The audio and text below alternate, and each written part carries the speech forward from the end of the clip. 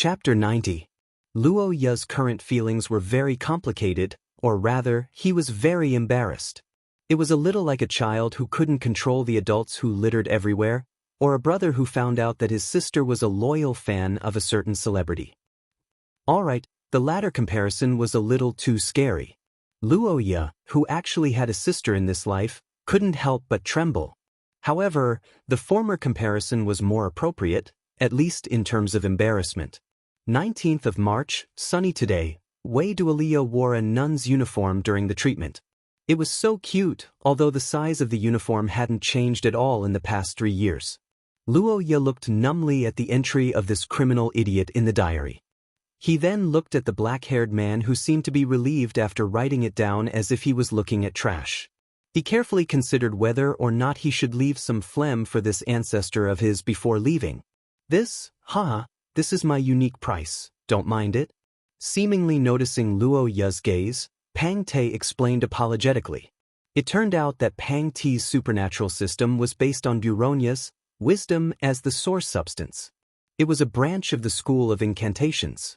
However, even though Pang Te was unbelievably handsome on the battlefield and seemed to be invincible, in reality, there was a heavy price to pay. For example, Pang Te had to write such a perverted diary in front of others, and he couldn't destroy it. In the past, he always wrote it in front of Wei Dualia, so his student always had something against him. Fortunately, although Wei Dualia had a sharp tongue, his heart was still on Pang Te's side, so he never made it public. After hearing Pang Te's words, Luo Ya recalled the large pile of diary entries in his study and suddenly felt sad for his ancestor. He probably didn't expect that this thing could be passed down for generations, and that it was still in the Akot family after more than 100 years.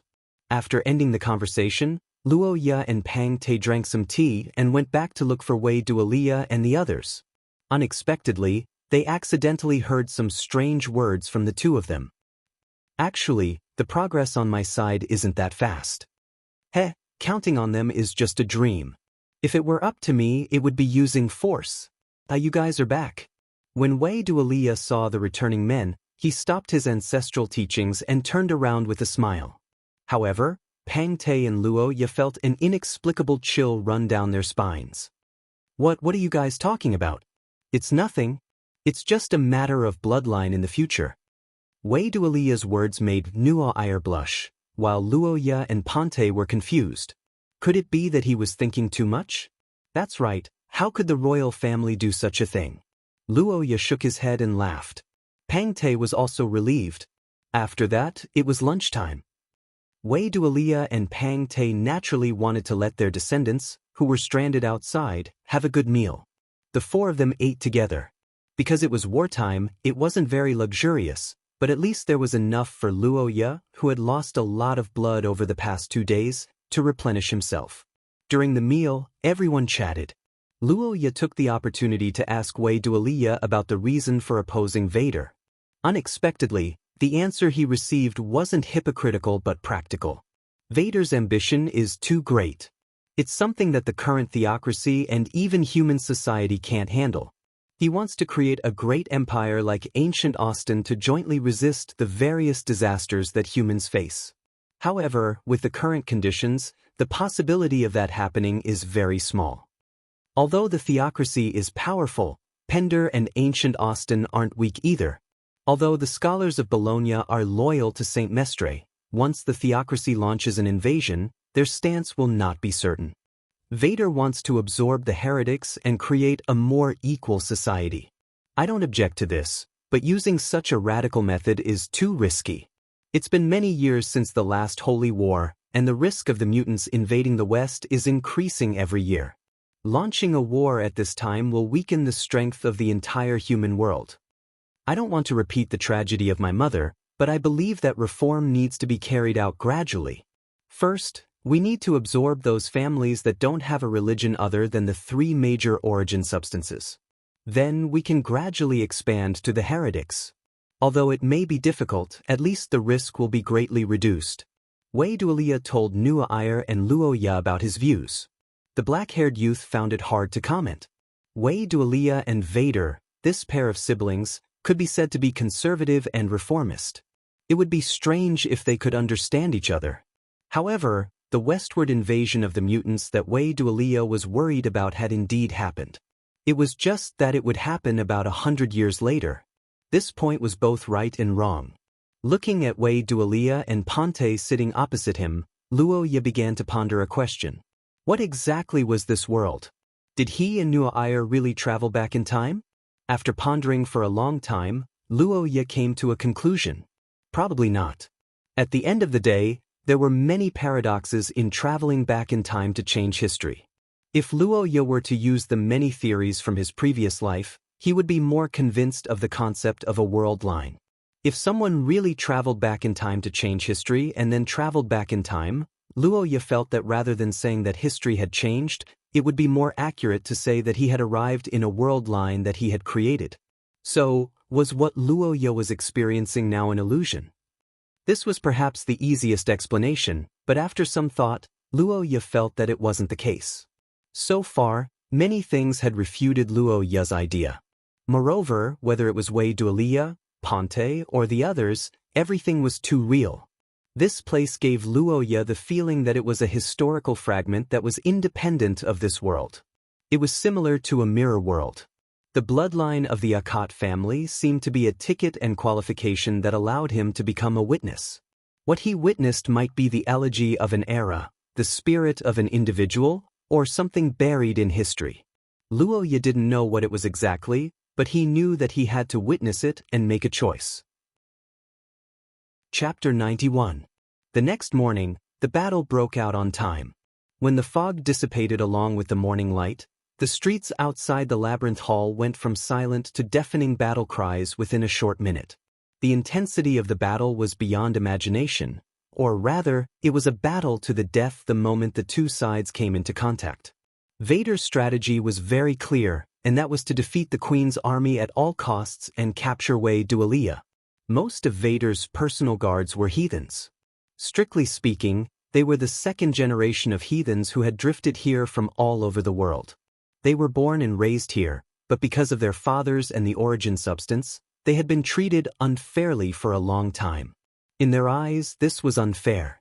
Why should the heathens with noble morals be discriminated against, while the Shia followers who looked like gold on the outside but were actually rotten on the inside could do whatever they wanted?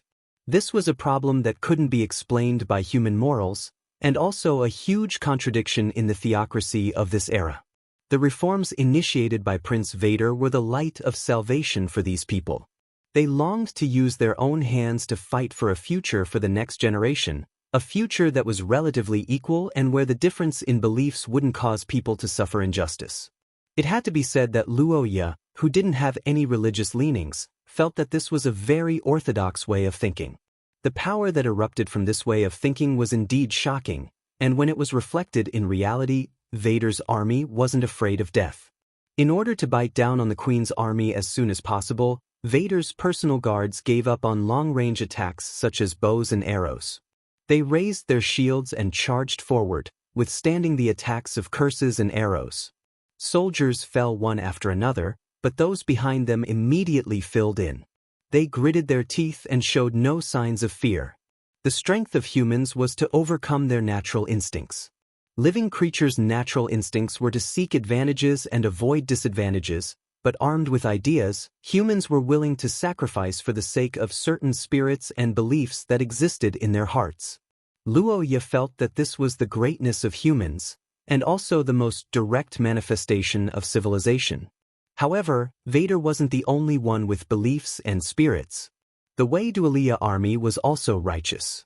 Thus, under the military flag that had fluttered for hundreds of years, the soldiers who held on to their duty fearlessly charged back. Even if their armor was stained with blood, the knights would still fight to the death without retreating. That was their honor and could not be trampled on by anyone. The fierce battlefield was like a meat grinder. Every second, someone would fall into a pool of blood. After the first round of battle ended, the leaders of both sides, as the strongest, had no choice but to personally enter the battlefield. Separated by the battlefield, the teacher-student group and the master-subordinate group faced each other from afar. Wei Dualia and Vader both had complicated expressions on their faces, but their expressions were unwavering. After his hiding place was discovered, Pang Te had stopped using the maze. Under the noon sun, the two armies faced each other, and the siblings began their final attempt.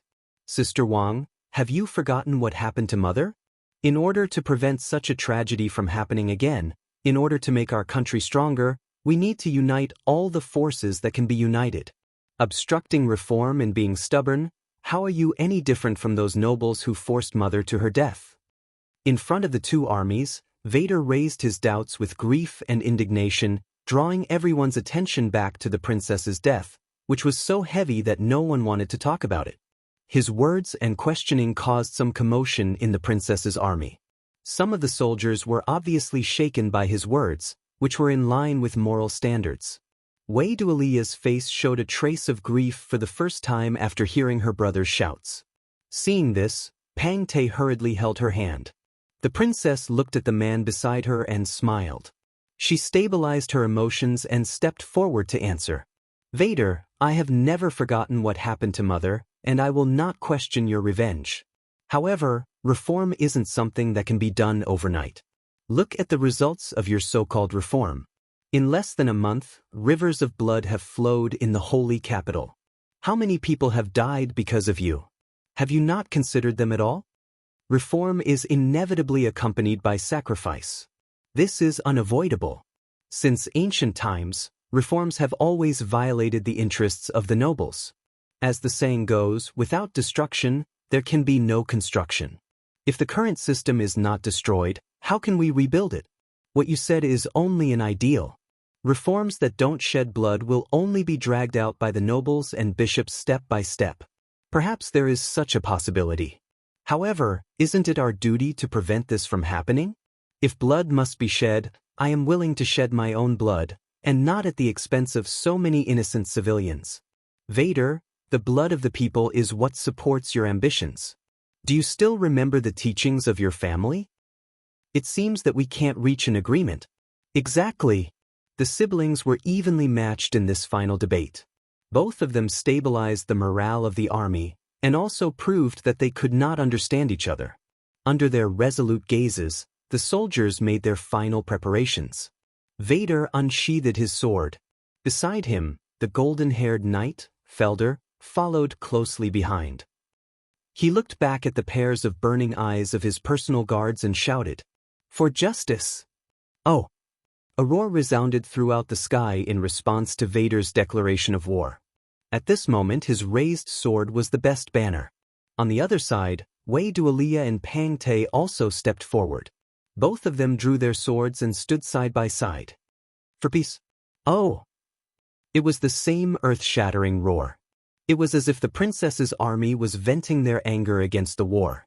They were evenly matched with Vader's army, and neither side gave in. Then, the bugle horn sounded. The two armies rushed toward each other like a torrent. The two of you, have you made your decision?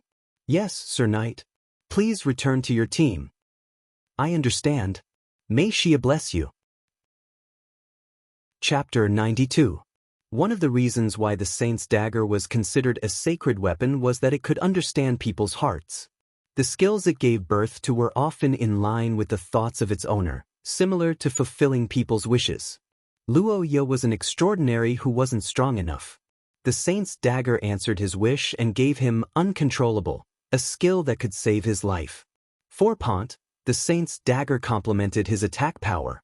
Although the school of incantation spells could be cast very quickly and had many extraordinary transfer and interference skills, like many other schools in Brogna, it also had its own flaws, and that was its lack of lethality. It was difficult to determine the outcome of a battle with a single strike. Pont, who had a deep understanding of this, craved for offensive power deep in his heart, and the Saint's dagger did answer him by giving birth to Angel's Song. It could be said to be a super powerful attack that could decide the outcome of a battle with a single strike. It was a torrent of light that transformed all of the user's magic essence into an impact. In Luo Ye's eyes, it was a holy white super light cannon. The moment it appeared, everyone who witnessed it seemed to hear a sacred song in their ears, as if the angels were singing the songs of light. But for Vader, the target, it was the sound of death. Your Highness. Felderic was the first to react. He rushed forward fearlessly to meet the fatal attack. The loyalty in his heart made him look like a righteous man who was willing to sacrifice himself for the sake of his life. He rushed forward to meet the attack head-on. Seeing this scene, Luo Ye was dumbfounded.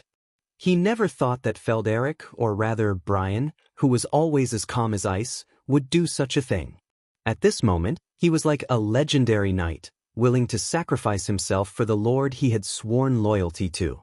The blonde knight rushed forward, his body erupting with a huge wave of spell power.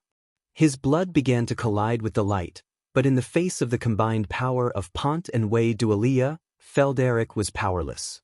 Layers of bloody mist burst out from his body, and his roar was accompanied by a layer of suppressed pain. However, just as he was about to be unable to hold on any longer, a hand pushed him out of the attack range and replaced him to face the unstoppable light head-on. That was Vader. Vader had saved Felder, but the price he had to pay was that Angel's Song had successfully hit him. The knight, who was covered in blood, fell to the side and screamed in pain. It was the duty of a knight to block an attack for the monarch, but there were not many people in the world who would step forward bravely for the knight's sacrifice. However, Vader had to pay a heavy price for stepping forward this time. Even though the holy white light had been weakened by Felder, it wasn't something that Vader could withstand. The crimson electric light dissipated in the white light, and scorched flesh and blood splattered everywhere. After the violent explosion, the light gradually disappeared. The soldiers, who had regained their vision, stopped attacking and looked towards the rear. There, they saw the prince, who was covered in blood, in the thick smoke. Dead? We won? Your Highness? The Wei Dualia soldiers looked at Vader from afar and confirmed the situation with each other in disbelief. Vader, on the other hand, roared loudly, hoping that their monarch would respond. Tears streamed down Felder's face. He ignored his injuries and crawled up to confirm Vader's condition. The war seemed to have come to a standstill after this attack. Videshi Crit lost his senses. When he pushed away Felder, who had blocked the attack with his body, Vader didn't think too much about it. He pushed Felder away only because he knew that Felder would die if this continued. Death, the death of his friends, the death of his family. These were things that Vader had experienced, and they were things that he didn't want to experience again. Because of this, he picked up his sword and swore that he wouldn't repeat his mistakes. That was his original intention. However, what he didn't expect was that even though Felder had weakened the attack, Wei Dualia and the others still seemed to have the power to kill him. Amidst the glaring light, Vader's body was riddled with holes. The song of the angel echoed in his ears, as if it was waving its hand to welcome him to the heavens. His perception of the outside world was completely blocked, and his consciousness gradually blurred.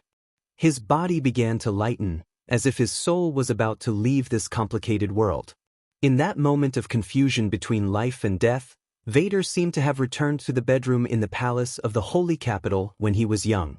On that familiar bed, the brown-haired woman held him in her arms and softly told him her hopes for the child's future. Vader, you were born with a responsibility. You are the future king of Saint Mestre, Shia's apostle, and the son of the angel. You will uphold justice and uphold fairness.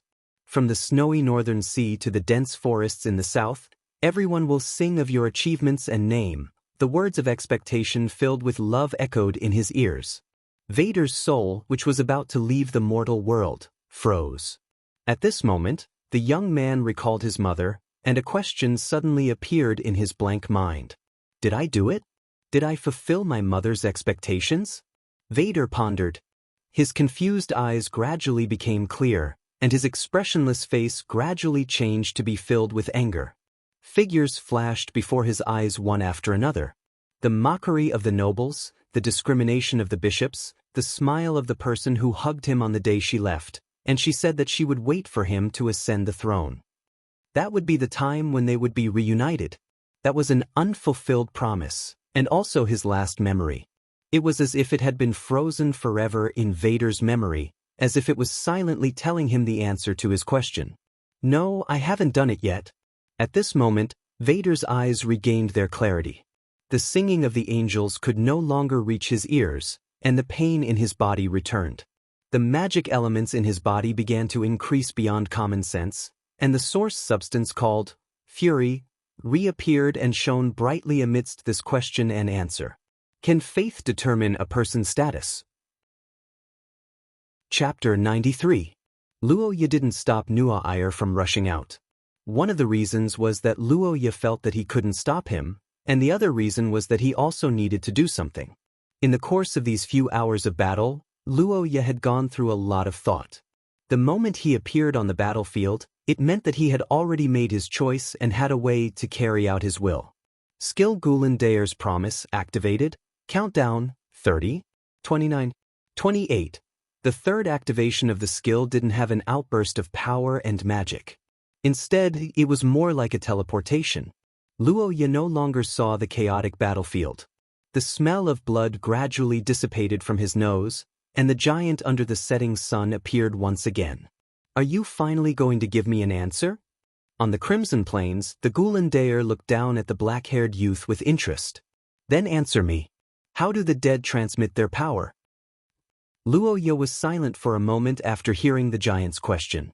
He recalled all the details of his conversation with the Gulen Dayer so far, and slowly opened his mouth to speak. I have two answers. One is to this question, and the other is to your question. Which one do you want to hear first? Two? Ha, interesting. Tell me about them. The first one is the answer to this question. Regarding how the dead transmit their power, you should already know my answer since you've watched this battle with me, right? Luo Ye looked at the distant setting sun, and in his eyes were the figures of the brave warriors fighting in the holy capital. The faces of Vader and Wei Dualia floated before his eyes one by one, and then disappeared into the wind. Spirit, will, and thoughts. These are the methods by which the dead transmit their power. Some write history, some write books, and some spend their entire lives transmitting their ideas to others. When all of these are accumulated, they will change from quantitative to qualitative, and civilization and culture will be born and incubated. The youth recalled the brilliant civilization that was nurtured through 5,000 years of accumulation in his previous life, and the emotions in his heart deepened. In the end, the inheritance of this culture and civilization is the transmission of the power of the dead, or the sages of the past. It may change or remove the parts that are not suitable for it and add new content, but this power will grow stronger with the passage of time. It will become a link that connects all the living. Luo Ye's answer made the Gulen Dayer ponder. The tall skeleton didn't comment, but he didn't expect Luo Ye's last sentence. Ah, but these are nothing to you. What? The Grandal's jaw opened, and the light in its eyes enlarged, making it look like a skeleton with a stunned expression, but Roha didn't care. I'm saying these things are based on the precondition that there are descendants and inheritances, but what about you? You don't have any of these things? The black-haired youth glanced at the huge skeletons that were half buried in the sand and sighed silently. Giants are now a legend buried in the depths of the Second Era. I don't know if your civilization still exists, but spirit, will, and even appearance have disappeared in the long history of mankind. The first situation doesn't apply to you, so I have an answer for you. Luo Ye pointed at himself unceremoniously under the surprised gaze of the Gulen Dayer. I'm your answer, Gulen Dayer. The black-haired youth calmly looked up at the majestic giant, and said as if he was making a promise, I'm the carrier for you to transmit your power to the world again. Whether it's spirit, will, civilization, history, or even just pure power, you need me to show you. I may not be important, but I'm necessary for your purpose. This is my answer. Hey kid, you really dare to say that? Are you threatening me? Aren't you afraid that I'll kill you? If you feel threatened by my words, it means that I'm right, and you don't actually hate me, right? Otherwise, you wouldn't have helped me so much. Luo Ye said with a smile on his face. The Gulen Dayer's skill was the key to him getting through the crisis time and time again. He even specially met with Luo Ye during the second crisis. Chapter 94. Within the Great Labyrinth, the terrain near the Labyrinth Hall had completely changed. The houses on both sides of the street had collapsed due to the shockwave. Soldiers from both sides were struggling in the dust, and the flat street had turned into a sandy flat. The power of Luo Ye and Vader's all-out attack was far beyond anyone's imagination.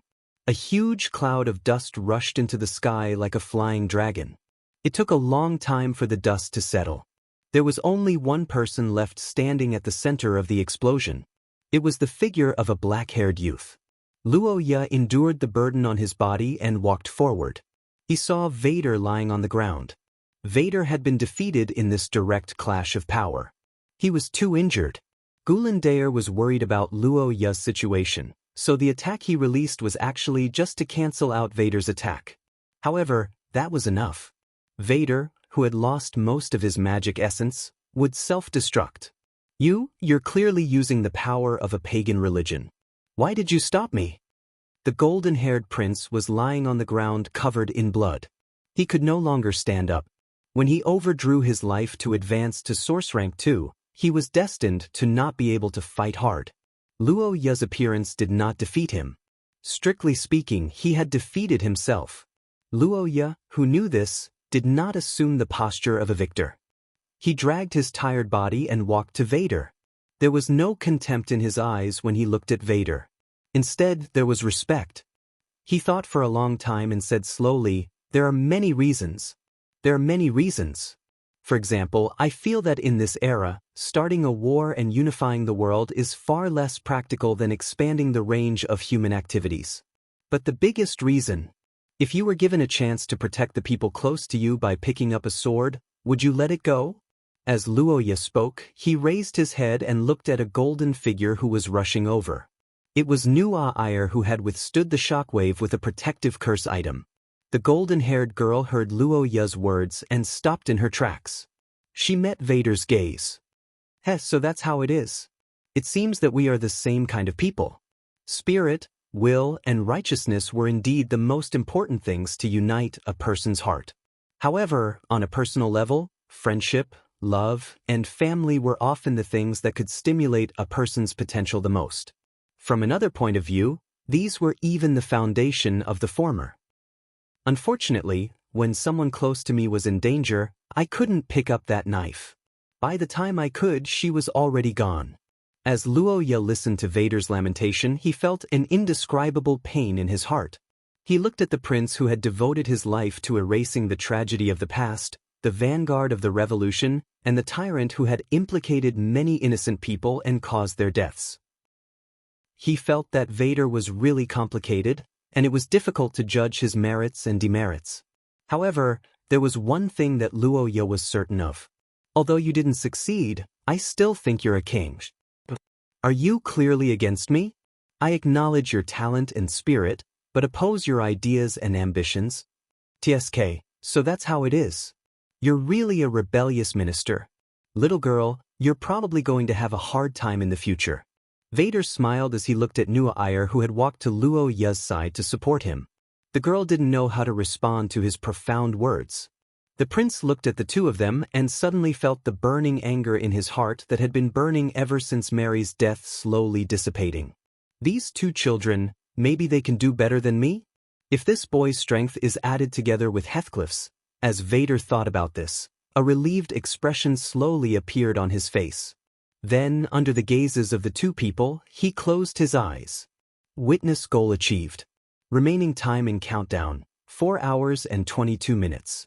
Evaluation, perfect, 2 halves. Luo Ye, what's wrong? When he saw the words perfect in the system, Luo Ye finally lost all his strength. His body swayed and was about to fall, but Nua Ayer, who had discovered him in time, pulled him back. No, nothing. Okay, something's wrong. I can't stand anymore.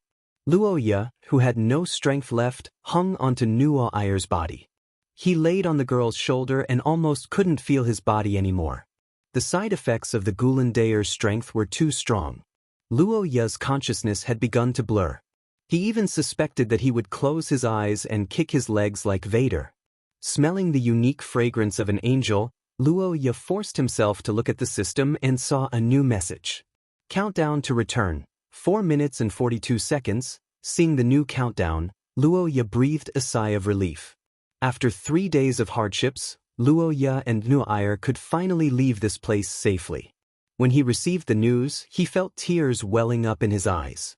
Before coming to this godforsaken place, Luoya could be said to have lived a sheltered life. At most, he would punch children. In all fairness, this experience was really too difficult for him. However, in order to protect Nuo Ayer and awaken his bloodline, he forced himself to endure through one obstacle after another.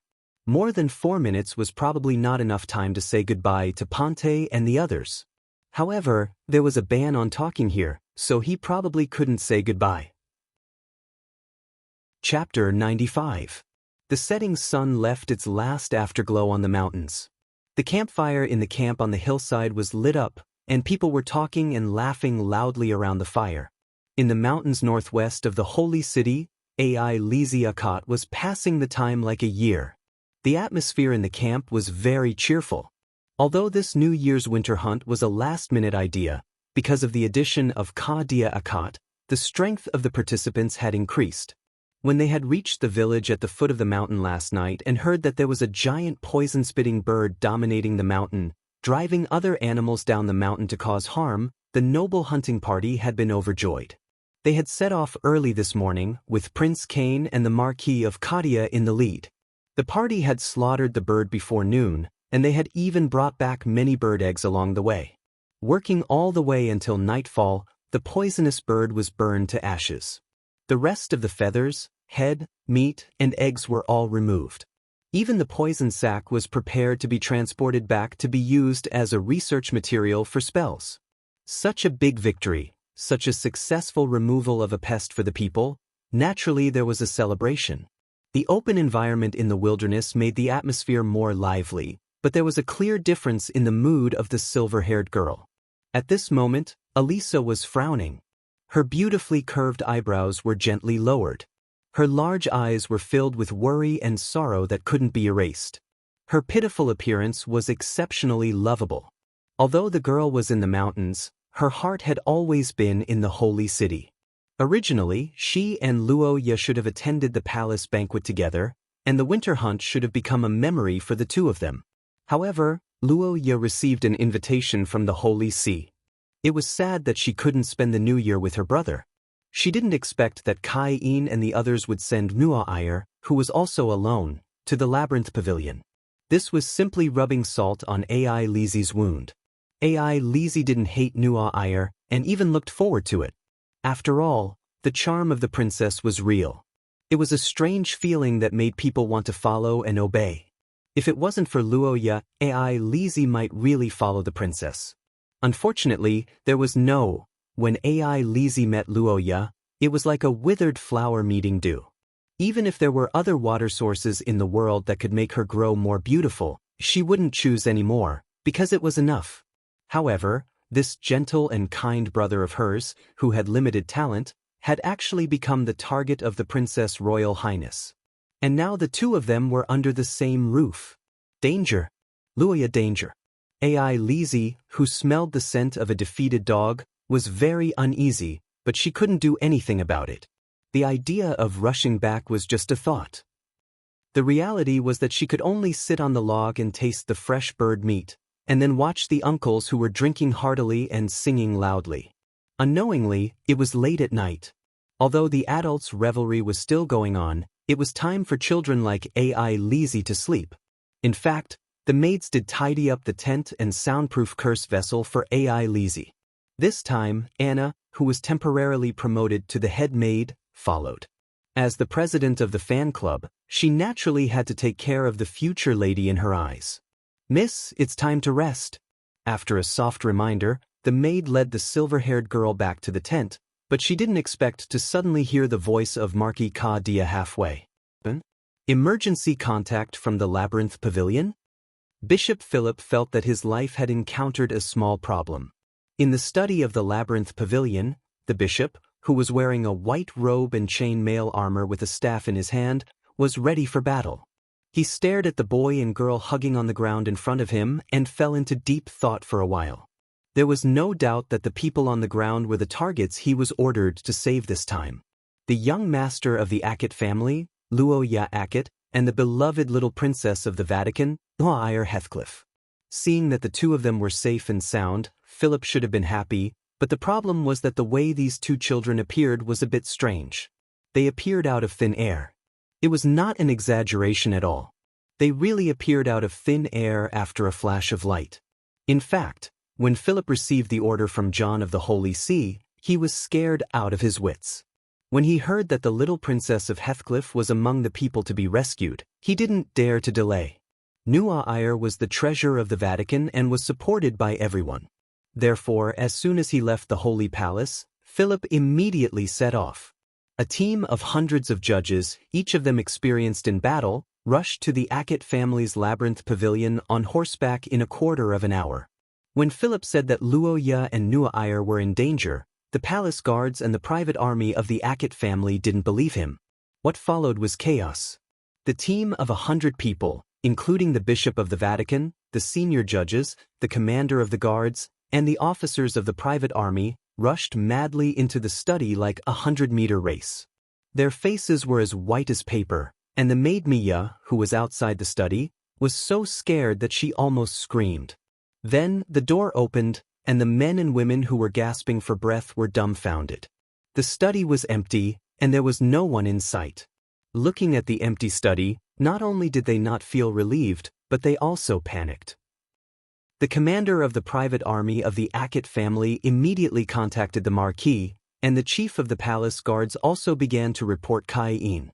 Philip leaned on his stick and stared, wondering if the Bishop of the Holy See had a bad memory due to old age and accidentally pointed at the wrong place. In the midst of the chaos, a flash of light suddenly appeared in the study. Everyone present was an expert, and when they saw this scene, they all thought that it was an enemy attack. In an instant, the sound of swords being drawn filled the room. In a second, more than 40 swords were drawn out of the room. Who is it? Where is the enemy? What's going on? Wait, there's someone in the light. It's His Highness. This was how Philip and the others discovered Luoya and Nuaire. However, the bishop didn't have the time to think about this. He didn't care how Luoya and Nuaire came or went, and he was focused on something else. The bishop, who had been single for more than 40 years, looked at the children hugging each other and fixed his gaze on their lips. If he guessed correctly, the little princess of the Vatican, the hope of the younger generation of the theocracy, the chosen one, Nuaire, was actually kissing this stinking brat of the Ackett family before she fainted. Chapter 96. A week later, in an antique room, a handsome black-haired young man in noble attire was leaning on the sofa as he listened to his glorious deeds. Luoya Ackett, the heir of Marquis Ackett, an unlucky guy who encountered a king-level assassination team on the second day of the new year. Although he was safe with the protection of Great Holy See John, and even awakened his bloodline by chance, his life was not peaceful because of this. Instead, it was more accurate to say that he fell into a quagmire. The rumor just now. Is it widespread? The black-haired young man listened to his maid's cold narration and asked with some hope. Anna was silent for a while, as if she was thinking about how to describe the scope of the rumor. I met a total of 7 people in the Chamber of Commerce when I was out shopping. 6 of them heard the rumor and asked me about it. Okay, you don't have to say any more. Luoya waved his hand and directly blocked Anna's remaining words. The young man held his forehead and thought about the whole rumor. The sweat on his forehead was about to drip down. This was the most popular legend in Saint Lorraine recently. It spread from the nobles to the peddlers. If a dog could talk, a dog could write it down from memory. It was a rumor that gathered all kinds of elements. It was said that in Saint Lorraine, there was a pair of childhood sweethearts who loved each other since young. Both of them were the only sons of noble families. Although they loved each other, they were unable to get married because of their respective marriage contracts. Just this year, the two couldn't help themselves and took the opportunity when the elders of their families were out to get together. In the end, they didn't expect that in the happiest moment, because of the weak defense of the new year, they were suddenly attacked by the cultists. In the fierce battle, although they defeated the cultists, the young man was seriously injured. In order to stabilize his injuries, the pure girl gave him her first kiss, which had the ability to heal. However, this action was discovered by the rescuers and reported to their superiors. Their relationship was discovered, and because of this, they were imprisoned in their respective homes and were about to receive severe punishment. At this point, the story ended, leaving a huge controversy and arguments. It caused a heated discussion among the people and the nobles. There were too many elements to this story, but there was only one core. Because of the marriage contract, the two lovers could not be together as they wished. This core could be said to have deeply pierced a group of people's nerves. The nobles had suffered from traditional marriage for a long time, and for the commoners, free love was one of the few things they felt superior to the nobles. Thus, a rumor began to spread like wildfire and gradually became a phenomenon. The bitter nobles who had similar experiences were almost in tears when they looked back on the past. The common folk were even more adamant in denouncing such an unreasonable thing, claiming that they should allow the protagonists of the story to have sex freely. That's right. In fact, everyone knew who the male and female lead in this story were. The reason was that the girl used her first kiss to save someone. It was the same as the legend of the angel's first kiss, although the legend of the angel's first kiss was also a rumor. The gossip of the royal family had always spread the fastest, whether it was in Britain in the past or in the present. However, Mr. Luo Ya's situation was different. In the past he was a spectator, but now he was an actor. The black-haired boy lay on his back and looked at the ceiling, recalling the situation that day. In the center of the labyrinth, Wei Dualia instigated Nuaire to cause trouble. After the countdown ended, Luo Ya and Miss Angel returned. At that time, the two people who were already in a bad state completely lost consciousness. What happened after that was what Luo Ya heard. It was said that on the night he and Nuaire were attacked, they only disappeared for slightly more than an hour before returning. However, when they returned, both of them were covered in dirt. Luo Ya was seriously injured, and their posture was extremely ambiguous. Originally, this was not a big deal. The two people's posture was a little problematic, and they could just separate. However, the curse cycle that Wei Dualia mentioned happened. At that time, the bishop did not dare to act rashly. It was only when the professionals of the Vatican arrived that the two people were separated. That's right, Luo Ya was put on display for more than half an hour while unconscious. It was practically a public execution. To make matters worse, this scene was broadcasted live to Marquis Kadia and Ai Lizzie, who were anxious after hearing that he was in danger. The result was, Ai Lizzie threw a tantrum, and it was so big that she was crying when she rushed back the next day. Brother Luo Ya, do you think that I'm not good enough? Do you not want Ai Lizzie anymore? What? No, who told you that? I really didn't. The silver-haired girl asked with tears in her eyes. She looked so aggrieved that Roha couldn't bear it anymore. However, she didn't throw herself into his arms like usual. Instead, she ran away. Ai Lizzie? When he saw the girl running out of the door crying, Luo Ya could be said to have suffered a huge blow. He was stunned on the spot. What's going on? Why is it different from before? Shouldn't the self-abased Ai Lizzie be the one crying and throwing herself at him? Shouldn't the girl be smiling again after giving him a loving hug? Under Anna's cold and disdainful gaze, Luo Ya fell into a state of doubting life. This situation between the siblings continued until now. Elisa, who knew what she was busy with recently. She didn't want to see him anymore, not even during mealtimes. He heard that she had obtained Kadia's permission to eat in her own room, which meant Luo Ya, the food feeder, lost his job. Is this the end of the world? It's the end of the world. The boy whose eyes had lost their glow muttered to himself. He could only pitifully eat the food he had cut for himself.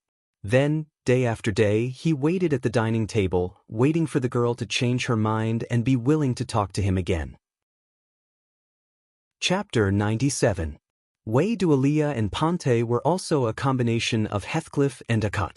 Their way of getting along could be said to be a model for Nuaire and Luo Ya. However, it was the opposite. Recalling Ponte's expression when she was completely dominated by Wei Dualia, Luo Ya felt that the future was very dangerous. However, at the same time, a question arose in his mind. Although Ponte didn't show it, there was no doubt that she had Wei Dualia in her heart. Her queen's attacks were also very fierce. There was no sign of fatigue at all. In fact, it was more accurate to say that the more she fought, the fiercer she became. Under such circumstances, the two of them actually broke up? Luo Ye scratched his head. Suddenly, he felt that the history he read wasn't only changed about Vader. Maybe Wei Dualia's part was also changed. In short, he didn't believe that the two of them who wanted to die together under Vader's butcher's knife would break up. Should I flip through Ponte's diary? With this idea in mind, Luo Ye thought for a moment and immediately shook his head like a rattledrum. Forget it. It's too embarrassing. Besides, compared to this, there are more important things, Luo Ye muttered to himself. His eyes narrowed, and his gaze gradually sharpened.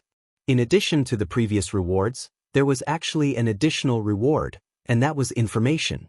Information about Ferd and Eric, or rather, Brian. But now that the two of them were back, everything that happened 100 years ago had been settled. This information about the current situation of the Eric family could be said to be invaluable.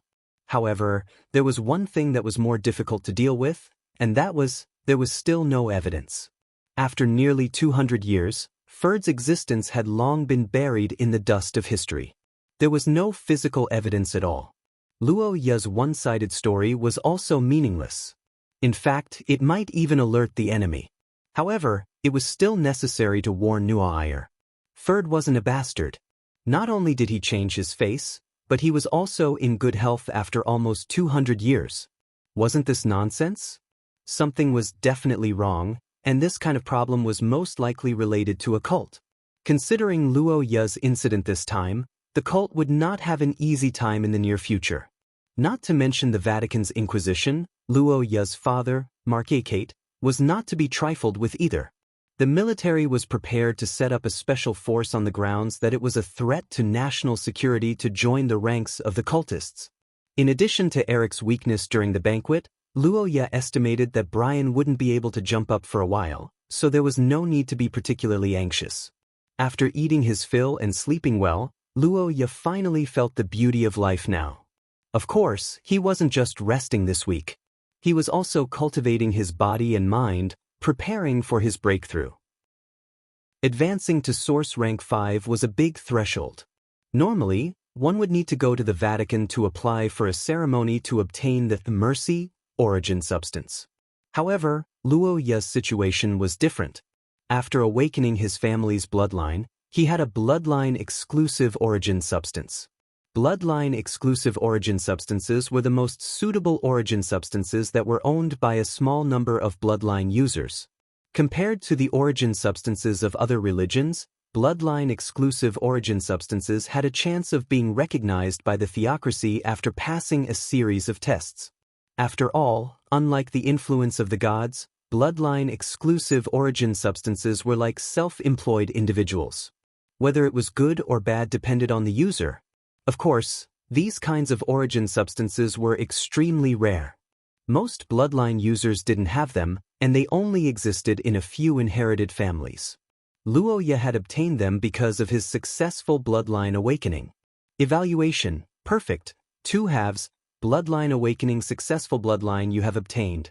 King's blood, bronze, the bell in the fog, the inspiration to guide the way. Your choice has jumped out of time and space, and as a successor, you have given fairness and justice to the deceased.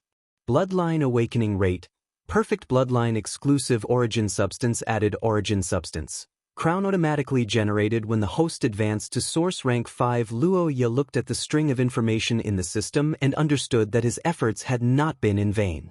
According to the system, only a person with a perfect awakening could obtain a bloodline-exclusive origin substance. As the saying went, a good horse was matched with a good saddle. No matter how high its output was, it would not be able to perform well without a compatible processor. From this point of view, the crown was the best choice. On the other hand, Luo Ye's physique did not seem to be fated with the 3 origin substances. This had always been a problem for him. Powerful strength was the foundation for Luo Ye to remove the annihilation flag. He could not give up on his extraordinary strength just because the 3 origin substances were not compatible with him. Originally, he had wanted to rely on his relationship with Nuair and the power of the Akit family to have a heart-to-heart talk with the Vatican and see if they could come up with a solution. Now that he had the crown, everything was resolved. To be honest, Luoya had breathed a sigh of relief when he saw the origin substance. However, what surprised him was that the bloodline, king's blood, not only increased Luoya's extraordinary strength, it also gave him strength. Vader's gift, the dying king, has acknowledged your faith. He has abandoned his hatred and obtained peace. Received group skill, Crimson Thunder's Roar. Chapter 98. In fact, before considering the debt, Luoya had thought about whether he could copy the system. For example, he could become the owner of the Jiangnan leather factory and do business with no income, although he didn't have a sister-in-law. After all, if he didn't pay back a single cent, the system could continue for another 5 years. If Luoya could become a top expert in 5 years, the system didn't seem to need him anymore. But after some consideration, he still put away the idea of running away. After all, the weather was unpredictable, and having the system to protect him was equivalent to having an extra insurance. It wasn't like he couldn't pay back the 500,000 gold coins. He could earn more money in the future, but the system didn't have a second one. Thinking of this, Luoya set off to find Dia, ready to talk about the management of the territory. His father was strictly speaking an office worker, belonging to the type of person who didn't inherit the family's hundreds of millions of assets to achieve the value of life. The proof was that his military was getting better and better, and the territory was getting less and less controlled. Luoya was heartbroken by Dia's behavior of disregarding the development of the territory. As the saying goes, if the father can't do it, the son can do it. Today, Luoya wanted to have a good talk with him and strive to get part of the territory's governance in his hands. But what Luoya didn't expect was that when he came in high spirits, he punched empty air. Father isn't here? Yes, the master was summoned by the palace. Is that so, the palace? Luoya listened to the servant's words, and his mind couldn't help but think of the rumors with new ire. His heart was a little perturbed for a moment. Dia, it can't be because of this, right? The black-haired youth here was nervous, and on the other side, Marquis Dia met with an unexpected person in the palace. Holy See, Johann Heskrit. Johann Heskrit. Although Dia was the king of Saint Meister in name, he didn't have much contact with him. The Heathcliff family was in charge of too many things. They could be divided into 2 groups, one large and one small. The large group was naturally the Church of the Primordial Goddess. This was a large organization that concerned the entire human world. Not only did it have to be united in the face of a great disaster that threatened the entire human race, but it also had to be managed by the church. The small group was in charge of the internal affairs of the Church of Saint Meister, which was the responsibility of the king of a country. However, a person's energy was limited. Even John of the Holy See was the same. That was why John of the Holy See was usually in charge of the affairs of the Holy See, leaving the administrative matters to the ministers and his son, Kai-in. He would only show his face occasionally during important anniversaries. Dia didn't have a religious position, so he didn't meet Patriarch Heskrit alone many times over the years. The Marquis carefully recalled that the last time he talked to Heskrit was when he took over the position of the chief wizard of the Paladin Legion. However, unlike the solemn atmosphere last time, this time the two of them met in a very harmonious atmosphere, so harmonious that the Marquis himself felt that something was wrong. He looked at the white-haired old man's smiling face and felt that there was a deeper meaning behind his gaze. Seeing this, the Marquis felt a chill in his heart and felt that he should be more cautious. Dia, you should have heard about this incident, right? Especially about the 2 children. After some small talk, John of the Holy See finally got to the point. He started with the attack on Luoya and Nuair. Marquis Dia was shocked when he heard this and immediately began to blame himself. Lord Sanctum, I am very sorry about this incident. Because of the attack on Luoya, it involved the visiting princess, and even threatened her safety. This is something I do not wish to see. The moment the Marquis opened his mouth, he gave a full speech. From his anger towards the evil cultists, to his apology towards the princess who was involved in this matter, and then to his gratitude towards the Holy See and the princess who acted in a righteous manner. His speech was flawless, and he had the demeanor of a noble. John of the Holy See listened to him and nodded repeatedly, expressing his understanding and support. He even comforted him with words of self-blame. Kadia, this is something that neither of us wants to see happen. But since it has happened, I think we should make corresponding preparations and countermeasures. What do you think? I think so. So, what do you mean? Marquis Kadia listened to John of the Holy See's question and felt that he understood the purpose of this meeting. This time, the Holy See had made a big move for Luoya. They even sent out the Inquisition to hunt him down. In addition, Nuair was in danger previously. It could be said that they had put in a lot of effort. With such a huge effort, there should naturally be a corresponding return. Now, the Holy See should want the Akkad family to perform. But what would this performance be? Send out troops to help eliminate the cultists? Or join forces to suppress the Eric family? It can't be a direct war, right? The nervous Marquis looked at the white-haired old man attentively, waiting for his answer. Hardadef smiled and calmly said the next sentence. I think Nuair should be Luoya's protector. What do you think? I think it's possible. Wait, what did you say? Halfway through his reflexive answer, Kadia felt that something was wrong. He widened his eyes and looked up. It was rare to see him lose his composure. Chapter 99. Inside the palace, after sending Marquis Kadia away, St. John leaned back in his chair and heaved a sigh of relief. It had been many years since St. John had been so proactive in promoting his ideas to others. In the past, his visitors were usually very respectful, and he only needed to nod and shake his head at key points. This time, however, he was being coaxed and cheated like a pyramid scheme. Sigh, I can't help it. It's all for the sake of my child. St. John sighed as he recalled his precious granddaughter. It was true that parents loved their children dearly, but it was also true that they cared about their children even though they were from different generations. For the sake of his granddaughter, who had not been eating or drinking lately, St. John was willing to throw away his pride and come forward personally. That's right. Similar to Miss Ai Lizzie of the Akkad family, Her Highness Nuair's appetite had not been good recently. After the evolution of an angel's bloodline, it would take some time for it to stabilize. This was a very normal phenomenon. It would take about 10 days, but for Nuair, who discovered that Luoya was gone as soon as she opened her eyes, 10 days was too long. After being encouraged by Wei Dualia to kiss her, Nuair fell into a coma, so she did not know the specific situation of Luoya. Although the news from the Akkad family was that Luoya was fine, she still felt uneasy if she did not see it with her own eyes. When a child did not eat, the parents would always be the ones worried, not the child. This was a principle that would never change in any world.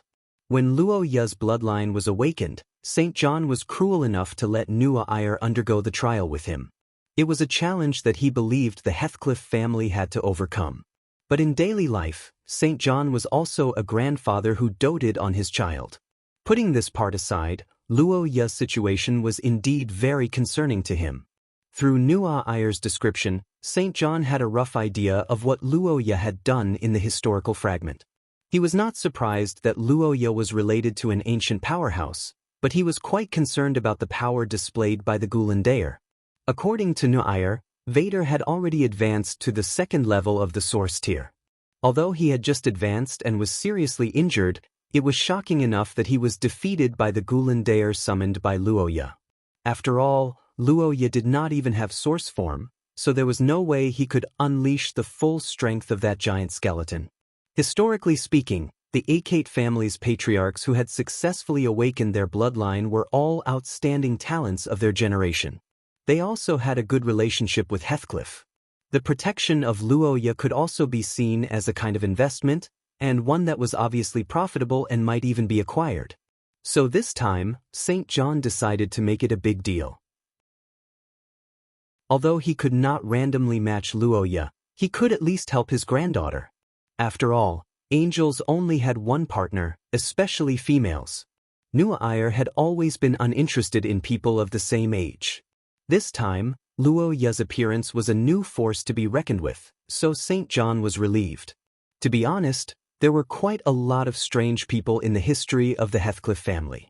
Although St. John had not yet discovered Nuair's masochism, he already vaguely felt that something was wrong.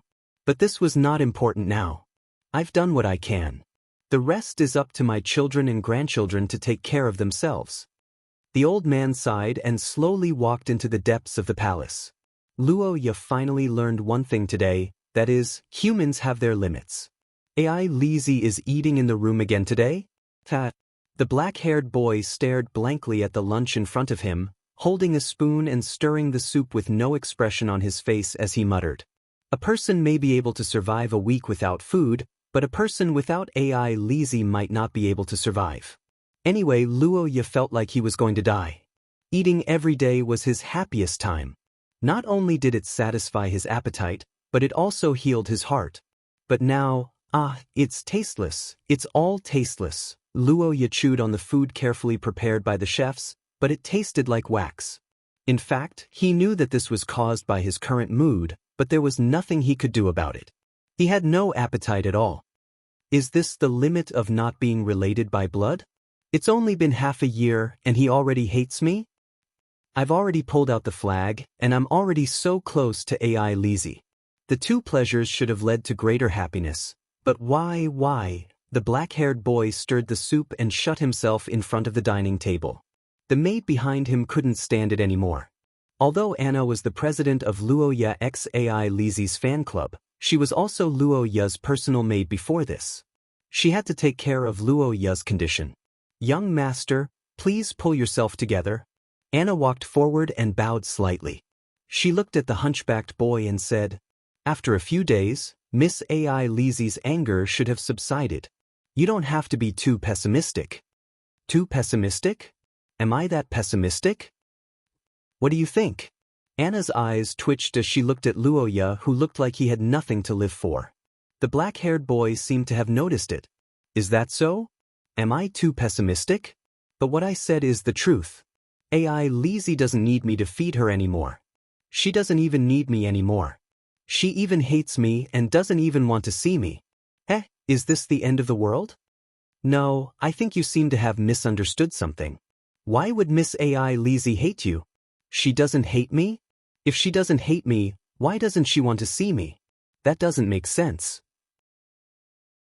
Thinking about it, girls this age do change their likes and dislikes very quickly. So that's why. I was too careless. I thought that I had earned enough favorability, but it might have already expired. Am I just the dust of history?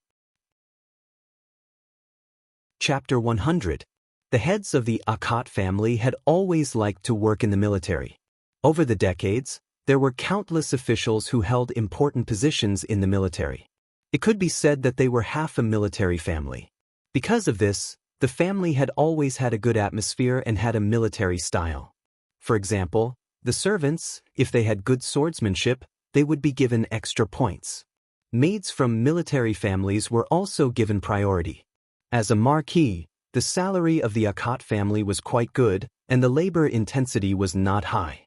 There were few people in the family, and there was no division between factions like in palace dramas.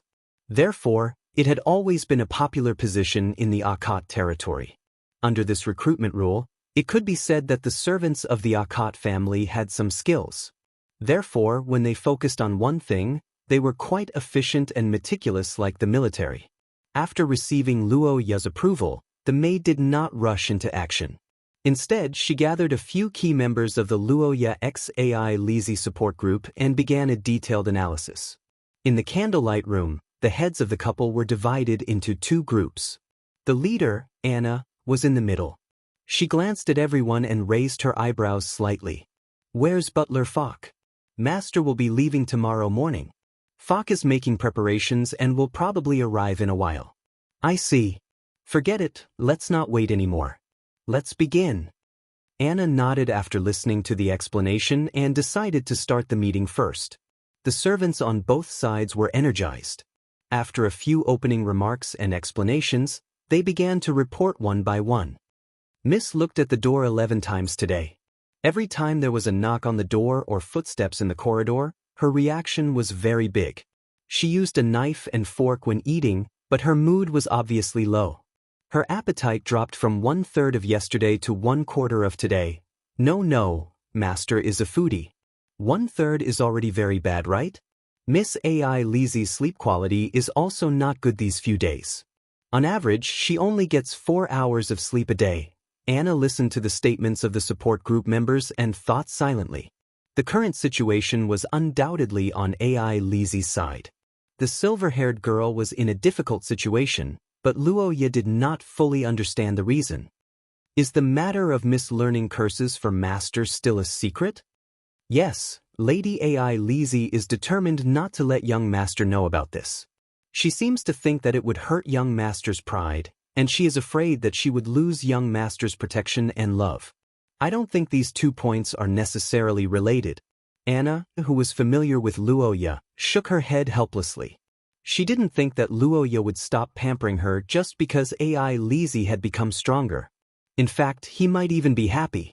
Humans might not be able to beat cats, but would that stop them from sniffing cats? Although it wasn't exactly the same, Anna felt that it was the same. But this way, let's not talk about taking the initiative. Objectively speaking, it would become a situation where Miss AI Lizzie studied hard for young Master, and young Master took advantage of this time to have an affair. Sob sob, Miss is so pitiful. Calm down, we're still in a meeting. After emphasizing discipline, Anna made a stage summary. After a few days of torment, the conflict between young Master and Miss should have basically been resolved. The two of them still have the intention to reconcile. But after being repeatedly rejected a few days ago, young Master has become a little autistic. He doesn't dare to look for Miss anymore. Miss is now riding a tiger and can't get off. After the conflict, she doesn't know how to end it. This is the problem that we should solve now. But how should we solve it? It's very simple. Facing the doubts of her subordinates, the fan club president Anna's eyes flashed. Let us break the door between young Master and young Mississippi. Miss, don't you want to eat more? This is today's fresh Harley fish. Sorry, I really can't eat anymore. In the large bedroom on the west side of the labyrinth, a silver-haired girl gently put down her fork. Looking at the fish steak in front of her, strictly speaking, it was delicious and delicious. She shook her head. Recently, my appetite hasn't been very good. Chapter 101. Luo Yakat was staring at the ceiling in a daze under the quilt at this time. Everything started after lunch. In this dark age where AI Lizzie did not see him, although Luoya lived a miserable life, he could still distinguish the priorities. Although he suffered a big emotional blow, this could not make him give up improving his strength. Every day after lunch, Luoya would take a nap, and then he would start training in the afternoon. It was called training, but it was actually the practice of swinging the sword by himself, so that the body could form muscle memory to operate more efficiently. Swinging the sword was physical work, so it was bound to sweat. In the past, Luoya would take a bath and change clothes after the exercise. Today was no different, but the weather looked like it was snowing in Chengdu today. How could the snow stop Luoya's determination to become stronger? Recently, he had to adjust his mood and find time to promote to Source Level 5. Of course, he would not be lazy because of this weather change. Snow? It was not as good as drizzling. So today, Luoya practiced in the snow. To be honest, not only did it not affect him, but he felt quite refreshed. He did not sweat much even when the weather was cold. This should be a pleasant practice, but he did not expect that when Luoya entered the room, Anna was anxious. Young Master, aren't your clothes all wet? Oh yes, but it's snowing. Of course, it will be wet. No, you will get sick like this. Take it off. I will prepare a hot bath for you. Well, Luoya, who also wanted to take a bath, did not care too much about Anna. He took off his clothes and took a hot bath according to the maid's suggestion. So far, everything was normal, but after the bath, things became strange. Master, please take your temperature. Temperature? Luoya looked at the small silver tube in Anna's palm, which was similar to the thermometer in his previous life, with a strange face. It was nothing. This little curse vessel to measure body temperature was one of the few popular curse vessels in Shiya's life. It was similar to a thermometer. It was held in the mouth, but why did she suddenly want to test this? You just wore wet clothes. It is easy to catch a cold. It is safer to take a test. Oh, I see. That's true. Adhering to the idea of being careful, Roja held the stick for 3 minutes until it was as hot as his mouth before he took it out and handed it to Anna. He didn't expect Anna's face to change when she saw it. "Young master, you're sick." After the maid saw the curse vessel, she told the boy with a serious face. Luo Ye was dumbfounded. "What? Are you sick?" "Yes, your body temperature has increased by 2 whole levels. You must rest in bed immediately." Anna waved her hand and a group of maids immediately swarmed into the room.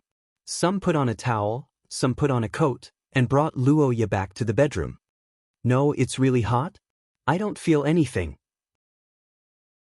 I should be fine." "Young master, as the personal maid appointed by master, I have the responsibility and obligation to consider your health. Please cooperate with me." Under the attack of Anna, who was worried while wiping her eyes, Luo Ye had to agree to stay in bed for an afternoon to see the situation. The boy stared at the ceiling and waited for time to pass. The more he thought about it, the more he felt that something was wrong. "That's not right. Anna didn't let me test my body temperature when I practiced swordsmanship on a snowy day last time. Why does she suddenly want to test it this time? And the snow was heavier last time. It buried my ankles." Luo Ye was puzzled about this problem. He could only blame it on his bad state recently, so the people around him were a little sensitive. Just as he was about to sleep hard, he suddenly heard footsteps coming from outside the corridor. The next moment, the door was pushed open with a bang. "Brother Luo Ye." The person who rushed into the door was the silver-haired girl that Luo Ye was familiar with but hadn't seen for several days. At this time, Ai Lizzie was anxious. When she saw Luo Ye lying on the bed, her big eyes immediately turned red. "Oh, brother Luo Ye, I was wrong. I won't do it again." "Hey, Ai Lizzie?" The boy looked at his sister who he hadn't seen for a few days and doubted his eyes. However, before Luo Ye could react, Ai Lizzie threw herself into his arms and hugged him, crying and apologizing. It wasn't until Ai Lizzie's maid followed her into the room that Luo Ye finally reacted with a shiver. "Anna, you're a fucking genius." The black-haired boy finally understood his maid's intention. With the help of his wingman, he naturally wouldn't let go of this opportunity. His body went limp on the spot, and those who didn't know would think that he was about to die. Chapter 102. "I'm sorry, what did you say?" In the room, Robert raised his head in surprise and looked at the young girl sitting on the chair. Xia Luo's cold expression didn't change as she spoke again.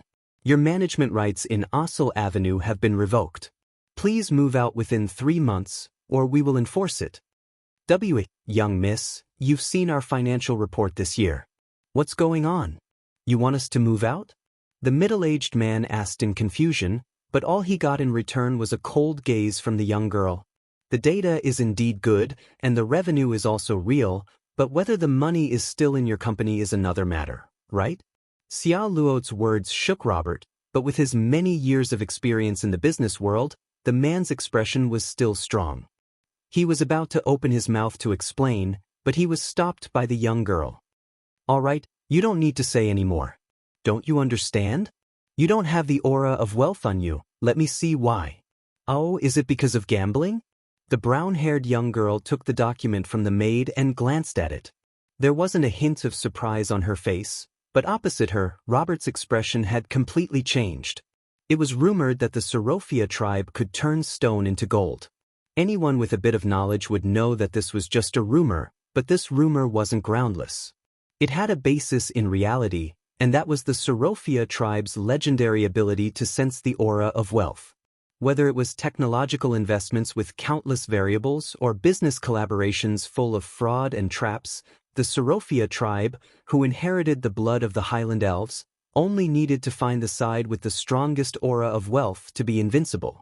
And today, Robert was fortunate enough to be the test of this ability. After being easily seen through by Xia Luo, he wanted to say something, but the young girl didn't give him a chance. The frosty young miss waved her hand and the people on both sides immediately came forward to chase him out. Young miss, please give me another chance. I promise that this year I won't." Before Robert could finish his words, he was dragged out. The merchants waiting in the living room all watched the scene unfold before them. That's the Luo Sha Merchant Guild. Last year's newcomer, he thought he could fool young Mississippi. What a fool. Yeah, in the eyes of Lady Xia Lot, any little tricks are futile. That's a miracle that only appears once in 100 years. The experienced merchants conversed with each other while the newly nominated merchants eavesdropped on their exclamations. The brown-haired young lady also let out a sigh behind the tightly shut door. It's not a problem of next year. You don't have the smell of wealth on you anymore. Poverty is inevitable. The young lady seemed to be talking to herself as she answered Robert's question. The female servant behind her stepped forward and respectfully said, "Sir, I'm sorry.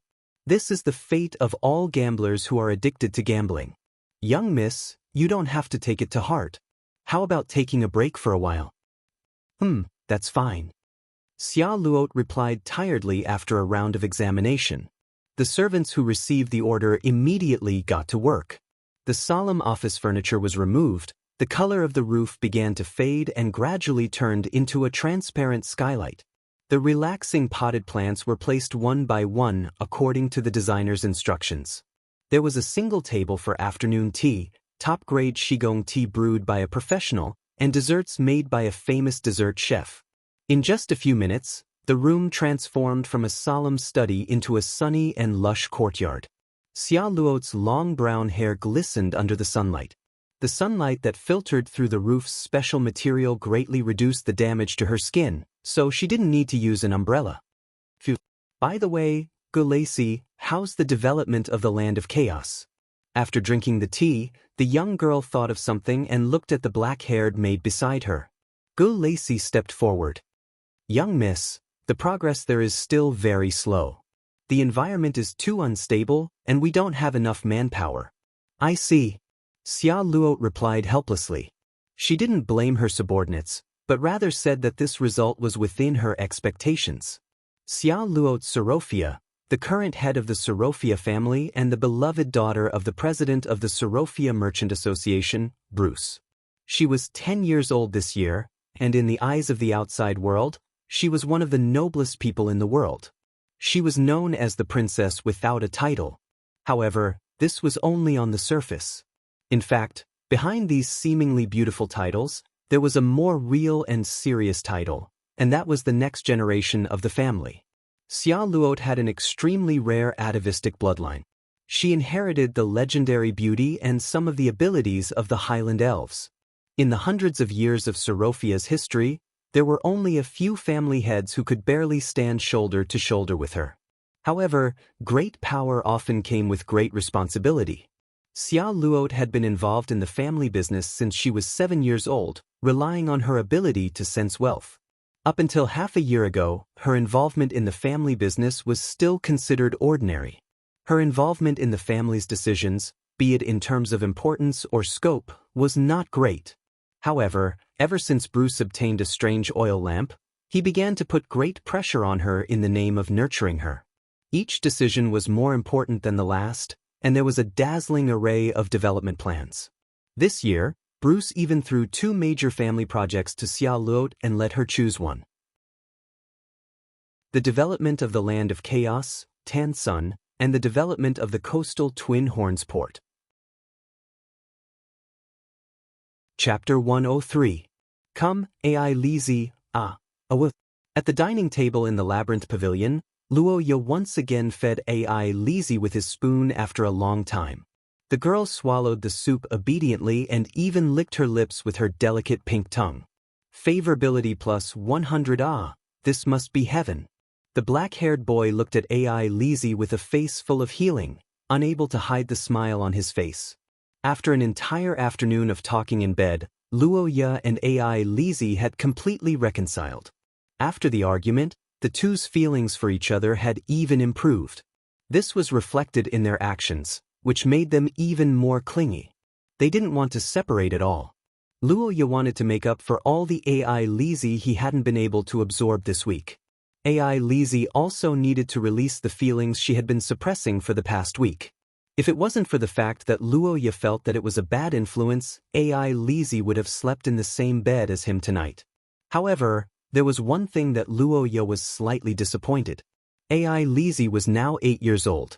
After overcoming her psychological barrier, she felt that she needed to be more independent, so she requested that Luoya only feed her once every 3 days. Luoya naturally supported AI Lizzie's growth, but in private, he was both gratified and a little lonely. Being able to feed her once every 3 days really made him feel a little uncomfortable, so he cherished today's interaction even more. As a result, there was a clear difference in temperature at the Akat family's dining table. Luoya and AI Lizzie were glued to each other like glue, while the Marquis was left alone to chew on his bread. What's going on? Weren't they still in a Cold War this morning? Isn't this too fast? There wasn't even a sign? Then how am I supposed to say this? Father Kadia was a little worried. From his standpoint, AI Lizzie was already half his student, so Kadia was actually quite supportive of AI Lizzie, but Nua Ayer, was the princess that easy to kiss? And that rumor, sigh, why does it feel so complicated? My stomach is starting to hurt. Is there any soft food? Get the kitchen to make some soup. Thinking about his son's future, Kadia was a little dumbfounded. He ordered a thick soup. In his expectations, Luoya didn't have much power, and would just marry a bunch of daughters from small noble families and spend his days researching how to expand the population. But now, Luoya had awakened his family's bloodline. Kadia was naturally happy about this, but it seemed that there was a lot of trouble that came with it. Not to mention others, Nua Ayer and AI Lizzie weren't easy to deal with. Not to mention the princess, AI Lizzie was now a little monster in Kadia's eyes. As for the reason, AI Lizzie was almost at source rank 5.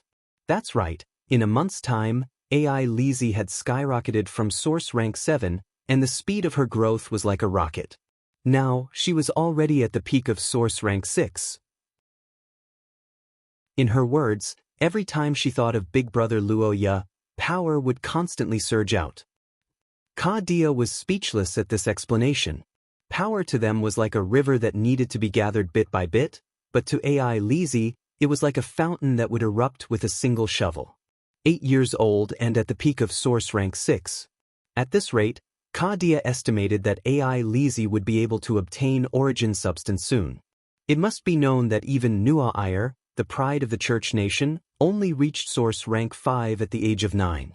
This was too fast, and the Marquis couldn't accept it. Kadia never thought that the girl he had adopted out of kindness would turn out to be an extraordinary genius that exceeded his common sense. In the future, she might even become a world-class expert.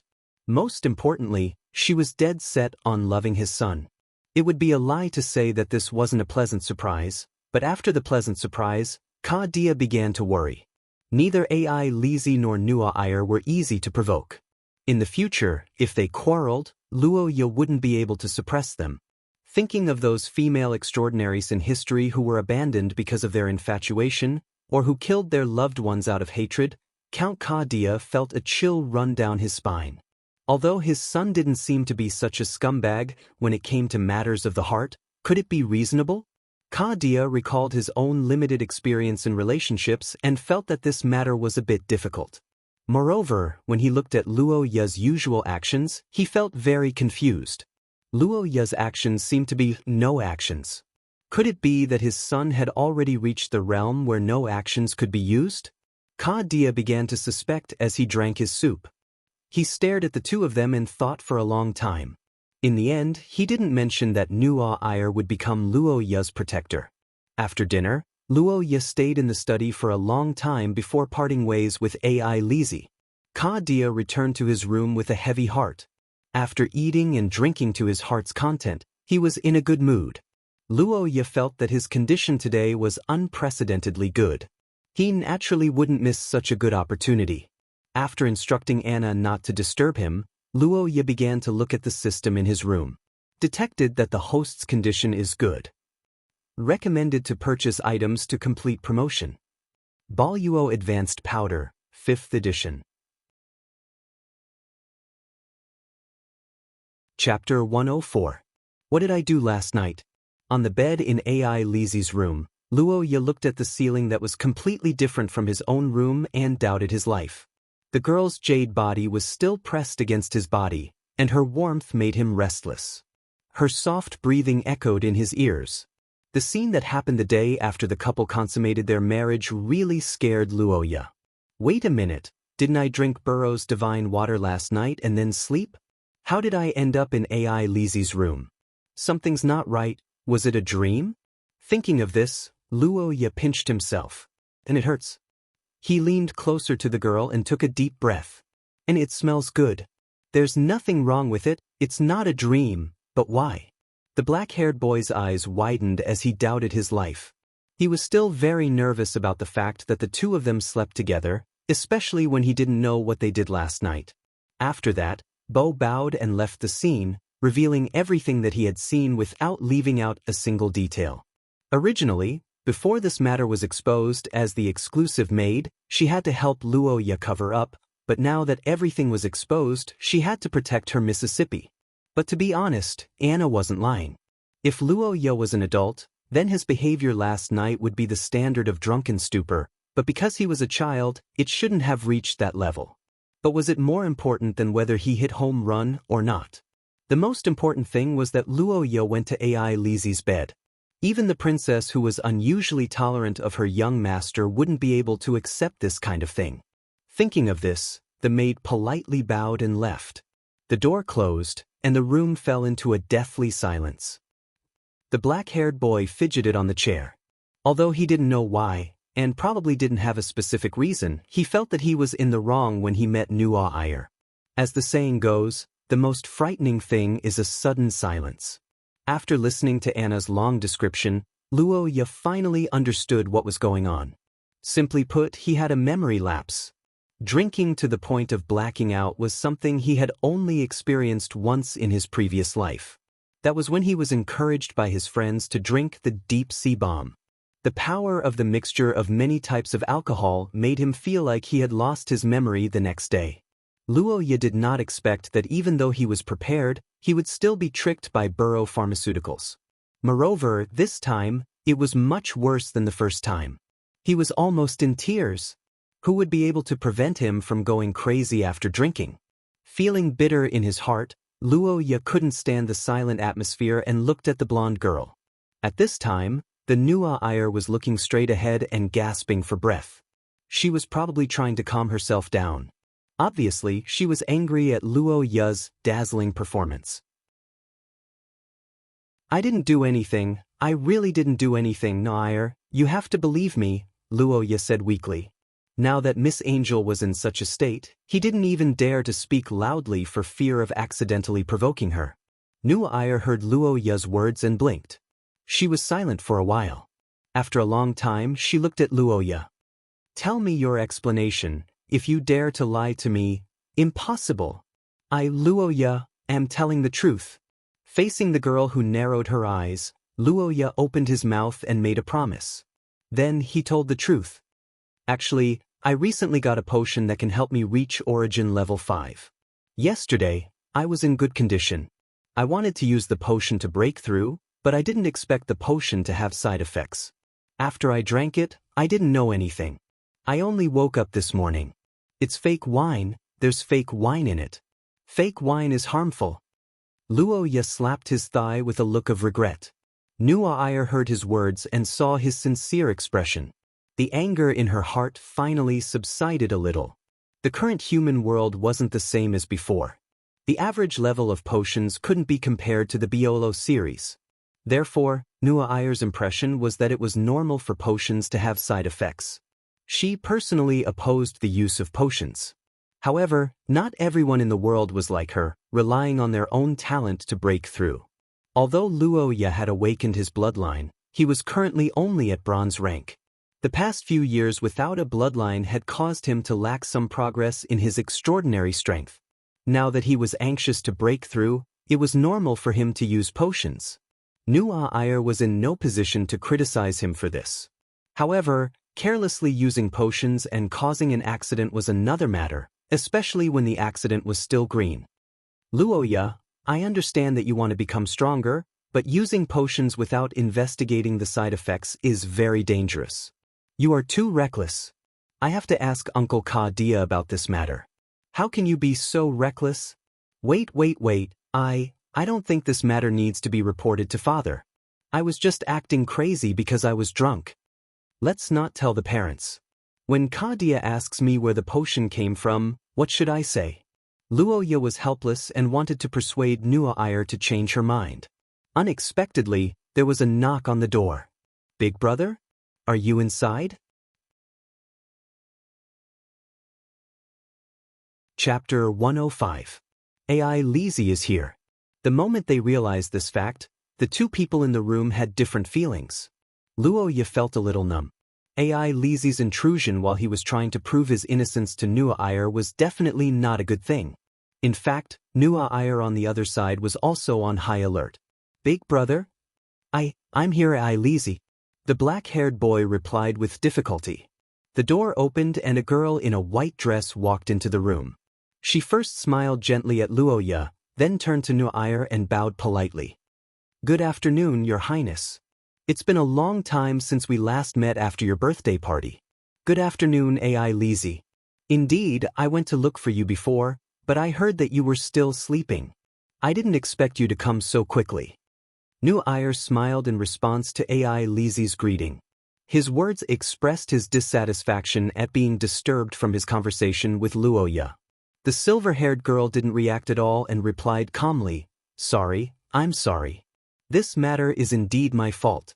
Last night was my first time with Big Brother. I stayed up too late and was too tired. I couldn't get up this morning. AI Lizzie's explanation made Nuair's eyebrows jump while Luoya was dumbfounded. It can't be, did they really do that kind of thing? Wait, don't panic, ask first. AI Lizzie, what do you mean by first time? Of course it's the first time I slept on the same bed as Big Brother. Oh, is that so? Luoya patted her chest and gasped for breath as she wiped her forehead. She was finally relieved. But while Luoya had avoided the crisis, Nuair was not happy at all. After all, the person she liked had an adopted sister who was not related to her by blood. If she could still be happy, she would be crowned king. Nuair's main point was not whether Luoya had made a mistake this time. Her main point was that he had the motive and opportunity to make a mistake at all times.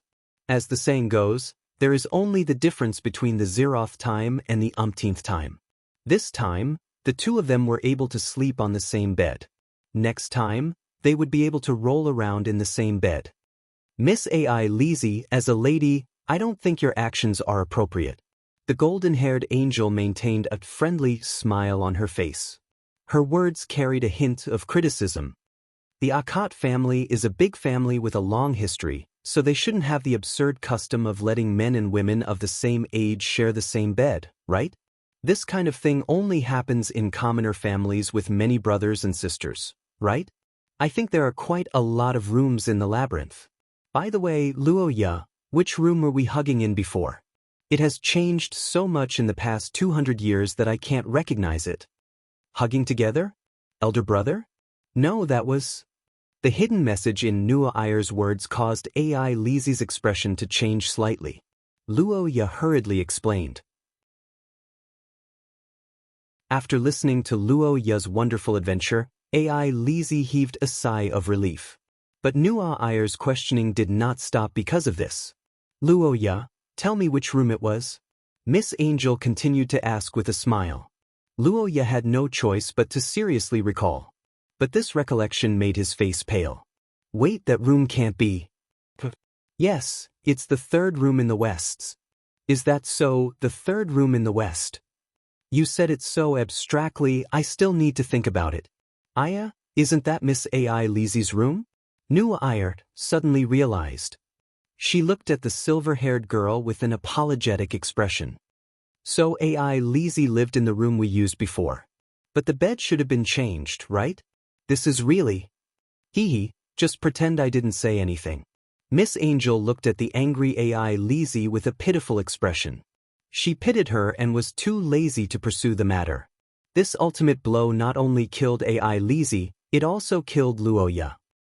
What's going on?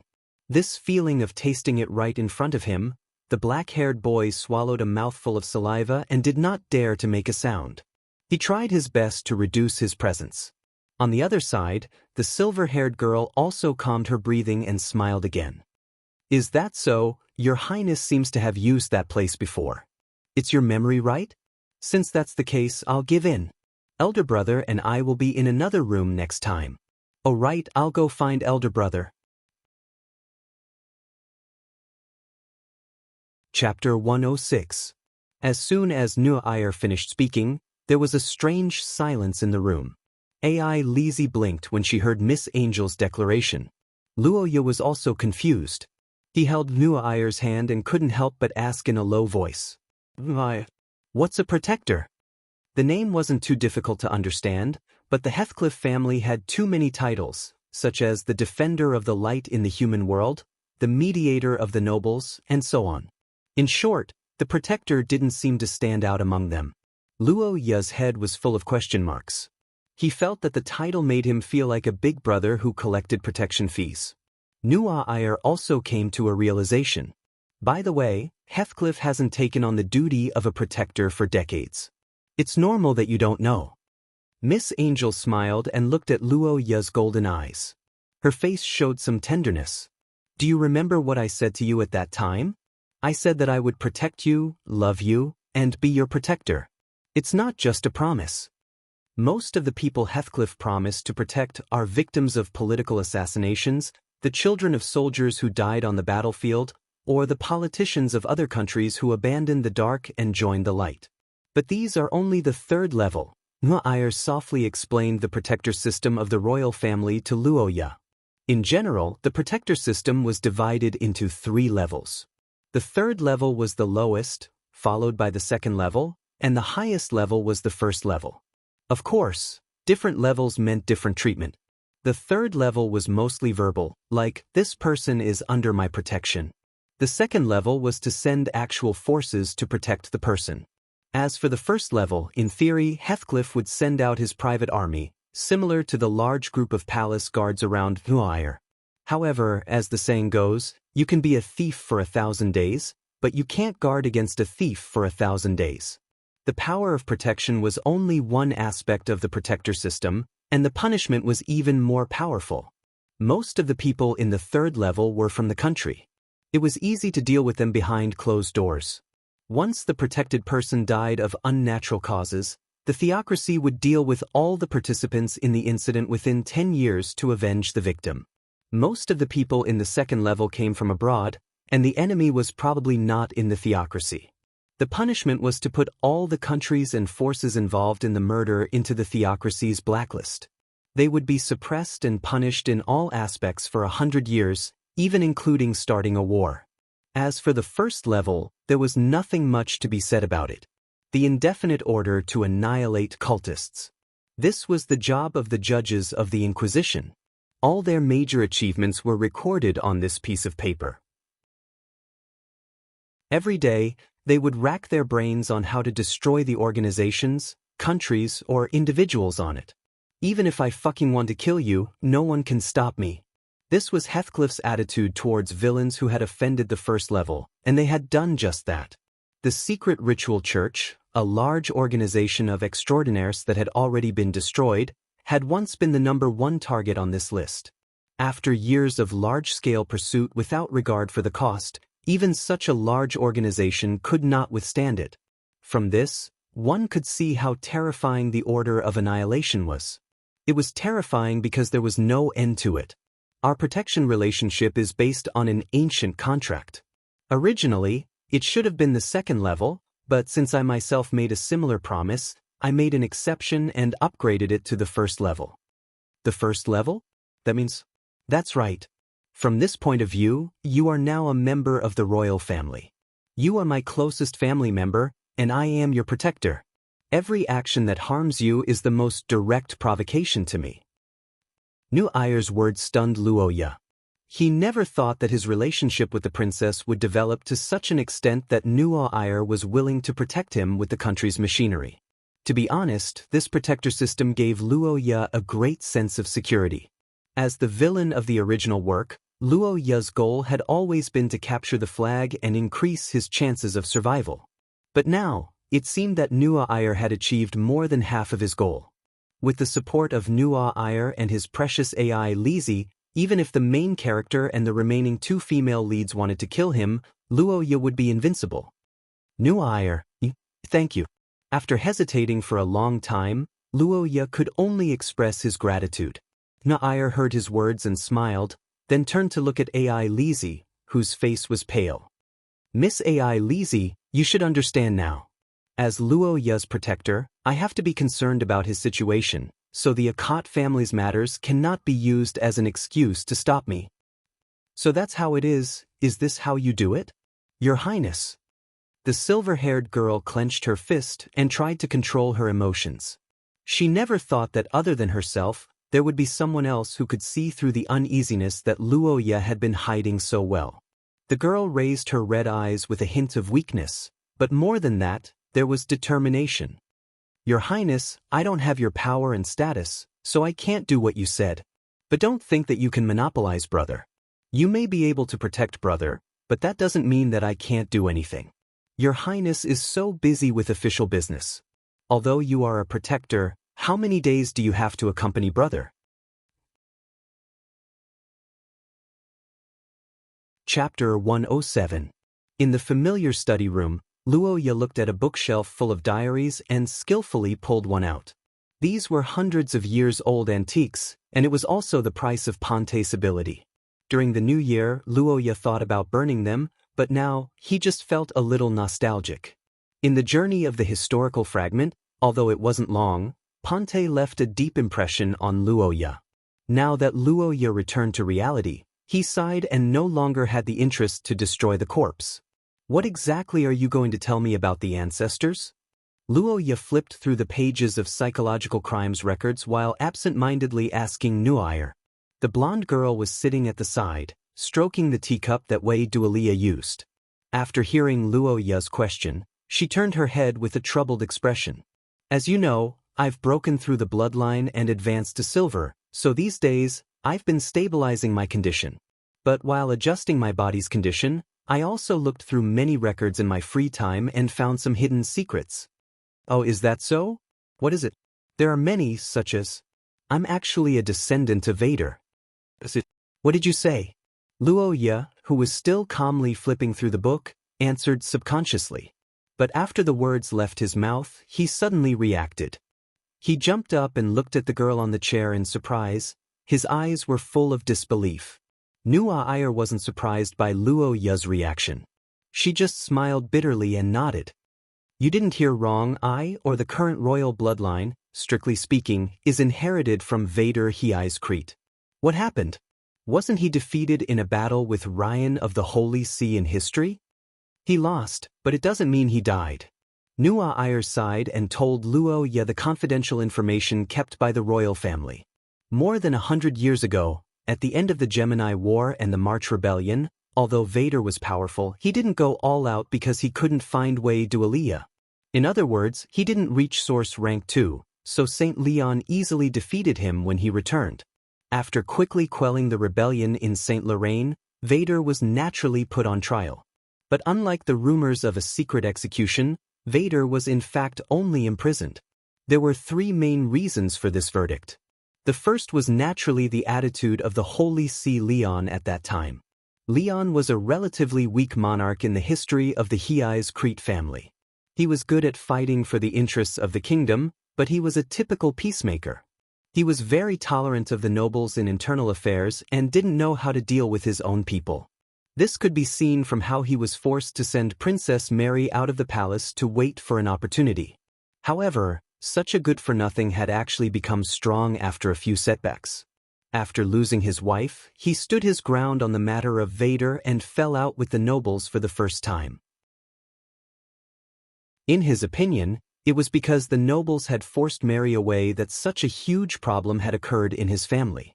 Therefore, he firmly refused to execute Vader. The second reason was because of Wei Dualia.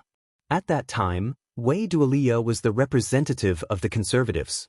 Her sibling relationship made it impossible for her to kill her brother who had already been defeated. Furthermore, Wei Duoliya had Pont behind him. This meant that the interest groups after the victory of the war remained silent on this matter. The third reason was because of the 5 major nobles. As everyone knew, the 5 major nobles were the foundation of the theocracy. Now, except for the Akate family and the Luxon family, who had been neutral for 10,000 years, the other 3 families had more or less participated in the rebellion. This didn't even include their vassals. It should be known that the nobles who could send troops all had territories. If this matter was investigated further, half of the nobles in the theocracy would be implicated. Therefore, the nobles who had contributed to Vader's sentence and punishment didn't want it to be too severe, because that would mean that they, as accomplices, had also committed a serious crime. Therefore, when they found out about the attitude of the royal family towards Vader, they immediately jumped out to whitewash him. With these 3 reasons, Vader's final outcome was life imprisonment. The news released to the public was that he had been secretly executed. I see. I understand why Vader didn't die. But why are you his descendant? What about Wei Duoliya? According to the historical records, Wei Duoliya's ancestor was married. But in reality, it was a fake marriage. Her husband, William, was played by her servant girl disguised as a man. Is that even possible? Nuo Ayer's words completely shocked Luo Ye. He never thought that the royal family would be so playful. Miss Angel expressed her understanding of Luo Ye's shock. In fact, when she first found out about the truth, her reaction was much greater than Luo Ye's. Wait a minute. The Queen of Wei Duoliya's fake marriage. Could it be that? Yes. One reason was to legally adopt her younger brother Vader's son. The other reason was Mr. Ponte. After listening to Nuo Ayer's explanation, Luo Ye understood that the conservative ideology of that era was far more serious than he had imagined. A third party from the royal family who interfered in a noble's marriage would be viewed with hostility by all noble women. After all, in terms of qualifications, there was basically no woman who could compare to the queen of the angel family. In the face of such a situation, the married Ponte didn't want Wei Duoliya to sacrifice so much for him. After careful consideration, he rejected her. But what he didn't expect was that Wei Duoliya's feelings weren't just temporary, but long-term love. That's right. The Queen of Wei Duoliya started a war of attrition. After she adopted Vader's son to shut the mouths of the ministers who were complaining about the lack of a successor, Wei Duoliya began to wait for Ponte. This lasted for more than 20 years, and Ponte's wife died of exhaustion. Ponte's nominal wife wasn't an extraordinary. Strictly speaking, she was a victim of a traditional marriage. After giving birth, she separated from him and passed away due to illness in her 40s. At that time, Ponte was already in his 50s, and Wei Duoliya was nearing his 40s. Although they looked very old, it was still considered the golden age for marriage for extraordinary. So they were together in the end? Wait a minute, but Wei Duoliya only ruled for more than 40 years. In the end, she also passed away due to illness. That means they were together for 10 years? Chapter 108. The Land of Chaos, Tan Sun, Kulin Mountain Range. A man with dark brown hair kicked away a dead man hanging from his sword and swung his sword to get rid of the remaining blood on the blade. Steam rose from his body and his entire body was red like a boiled crab. But only those who were familiar with him would know that this was the price he had to pay for using the curse. The man's name was Lodni. He was a level 3 source rank supernatural being and was rather famous in the fringe. However, unlike his status as a high-ranking supernatural being, he did not have a prominent position or a huge fortune. He was a heretic. Heretics were not welcomed in most of the stable human kingdoms. The Austin Empire was an enemy of the theocracy and would accept a few heretics. Other than that, most of the heretics would live in war-torn lands or small kingdoms that lacked supernatural powers. The rest would move to the ungoverned lands at the edge of the human world to fend for themselves. Of course, as a high-ranking supernatural being, Lodni did not have to worry about social connections. When he was young, he did travel to various kingdoms with his passion. But after he was injured in an adventure and suffered from the aftereffects, Lodni stopped. He returned to his hometown and became the village chief of a heretic village in the fringe. The Fringe was a very special place. The nobles of every kingdom knew that the Fringe often produced precious mutated life forms, or in other words, magical creature materials. But if they were to visit the Fringe in person, they would immediately be regarded as a lunatic. The reason Tansun was called the Fringe was because it was a place where nobles could enter but never leave. Be it the nobles of other kingdoms or the kings of small kingdoms, they were like lambs waiting to be slaughtered. This was because the strength of the residents here was far beyond what the outside world could imagine. Pagans, evil cultists, these people who couldn't live anywhere else had to hide in the mountains for various reasons. Tansun was like a vacuum cleaner, constantly attracting these powerful people who had nowhere to go. This was a dangerous place where only the strong or those who had the protection of the strong could survive. Due to some unknown reasons, the land of Tansun was filled with powerful magical creatures. Every few years, there would be a disastrous beast tide. It could be said that this place was completely unsuitable for human habitation. After a long period of survival of the fittest, nearly half of the people living in this place were supernatural beings. They were powerful, but they were not rich. Therefore, whenever an outsider entered Tansun, unless they were a powerful dragon, they would be ruthlessly slaughtered by them. Usually, the residents of Tansun would build their own villages according to their own sex, and there would be alliances and wars between them. Even though the cultists had many beliefs, it didn't mean that they were brainless. They were equally disgusted with the vicious cultists. Rodney was one of those people who hated the cultists. After killing a member of the evil cult, the brown-haired man was already panting heavily. The evil cult member that had just died under his blade was not just any small fry, but a level 4 source grade expert. The difference between source ranked 3 and source ranked 4 was obvious. Originally, the difference should have been huge, but Rodney's injuries in his early years made it difficult for him to continue fighting. Furthermore, he wasn't facing a source ranked 4. The man looked at the mountain forest that looked like a typhoon had passed through. There were already over 10 people lying there, and none of them had a complete corpse. Without a doubt, this was a fierce battle. But unlike the usual vendettas or fights over territory, the reason for this battle made Rodney very uneasy.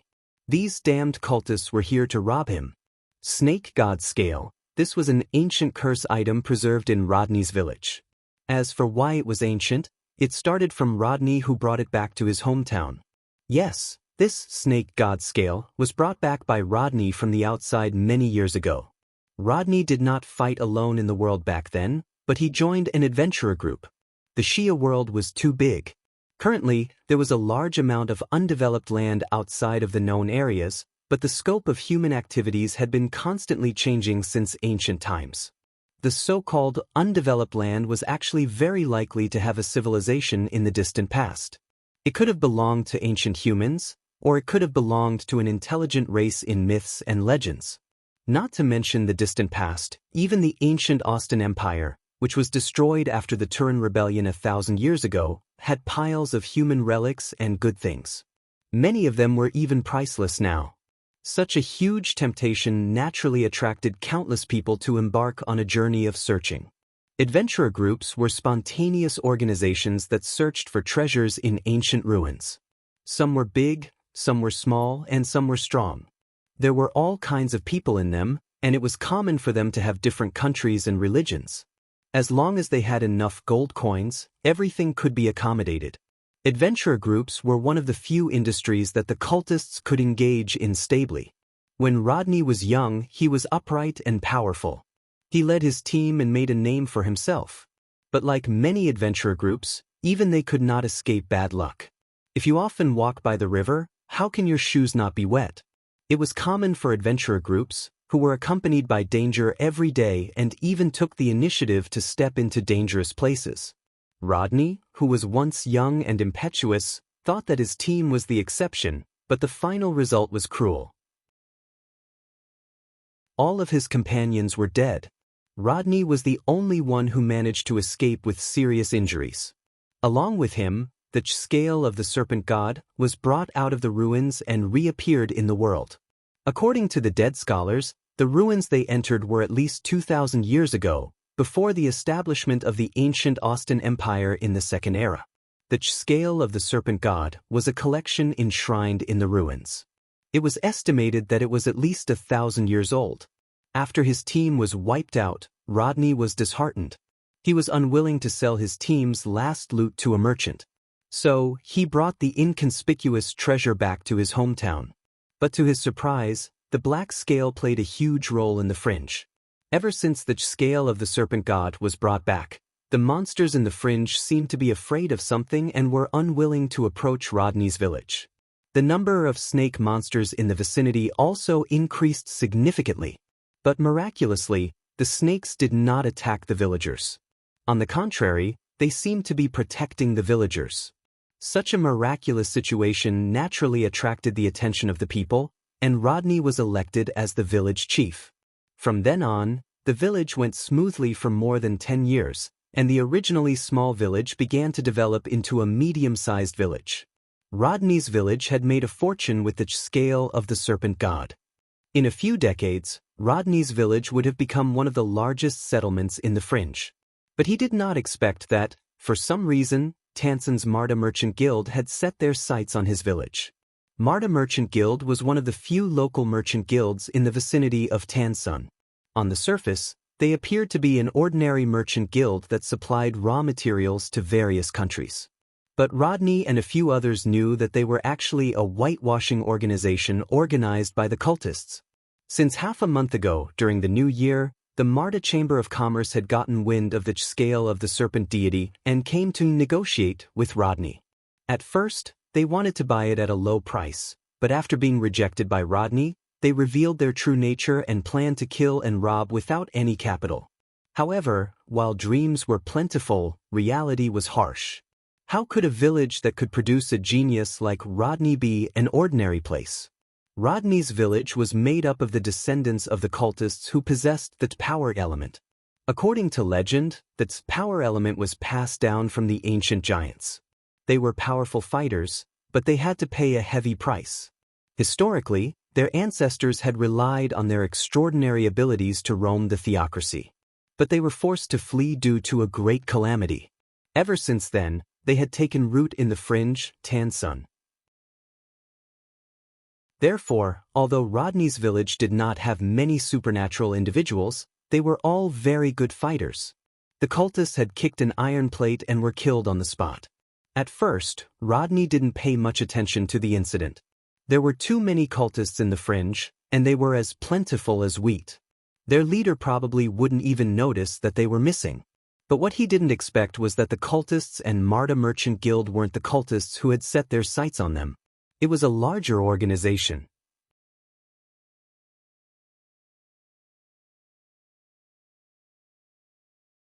That height and build, but I can't see his face clearly. Curry, you don't understand. This is very normal. Most of the great existences can't be seen directly.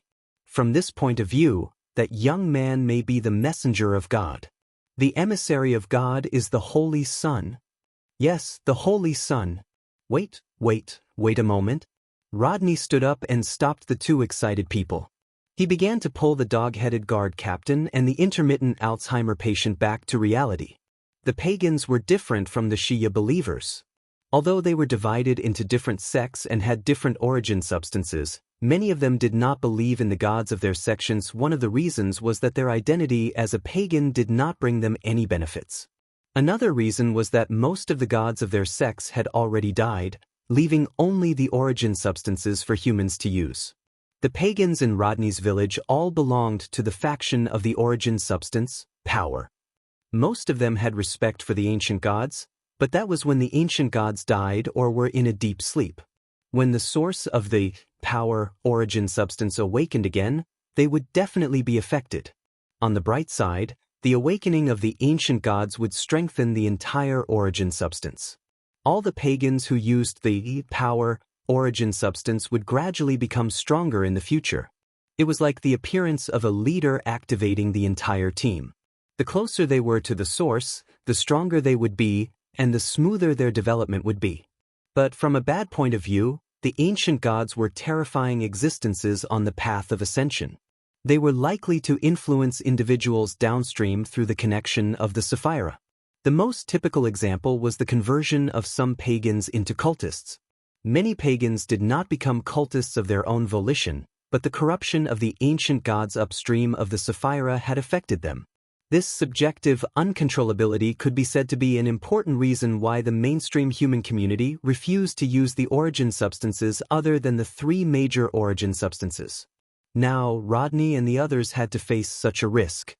From the situation of spirit vision, it seems that he has no intention of controlling us. Of course, it could also be that our gazes are not threatening at all and did not attract his attention at all. Wood stroked his beard and said. Wood said while stroking his beard. Just like how humans would not notice the eyes of ants when they were walking, it was normal for great beings to ignore small human beings. However, from this point of view, ignoring them seemed to be equivalent to not knowing how to manipulate them. It seemed to be a good thing. If we can find that young man, the Son of God, we might be able to ask for the protection of the gods through him. But the location, the old man frowned and sighed. So far, they had too little information, and there was nothing they could do. Rodney listened for a while, reorganized his emotions, and began to talk about his findings. I know what you're talking about, but we don't have the time to discuss it in detail. The Marta conglomerate has their eyes on us. They want the scale of the serpent god. It seems that there's a force that wants to buy it at a high price. I just forced them to tell me this. There's a force behind the Marta conglomerate?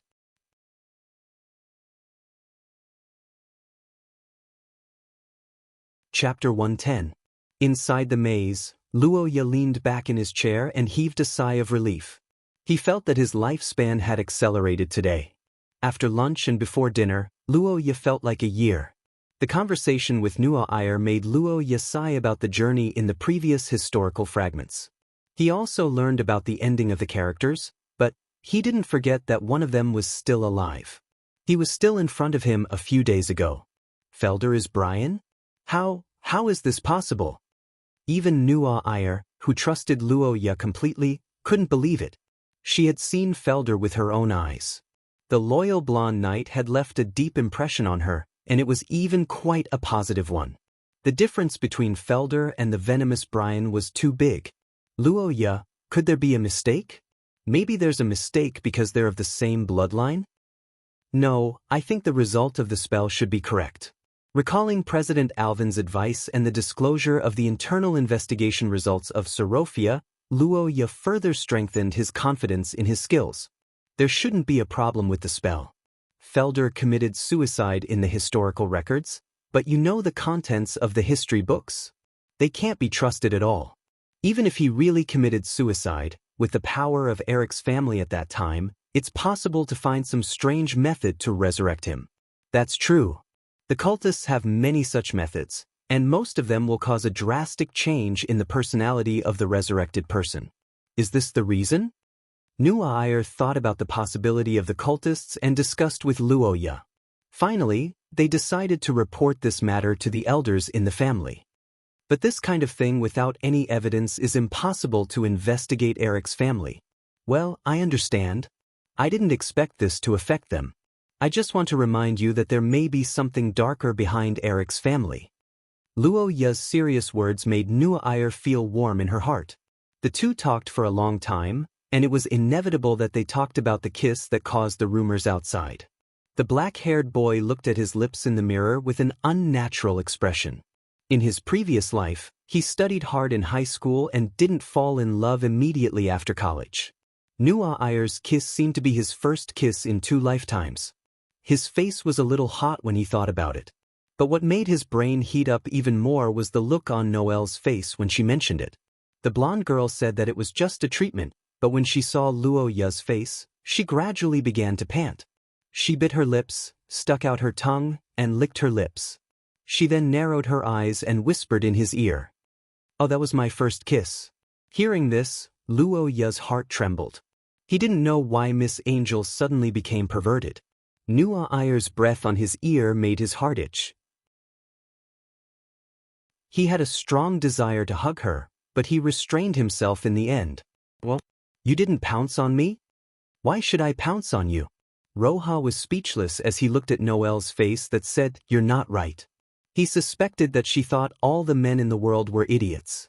This kind of narcissism, well, she seems to have the capital to be narcissistic. Luoya looked at the almost perfect beauty in front of him. He suddenly felt that his willpower was too strong. A normal person wouldn't be able to resist the temptation of a princess like Nuair.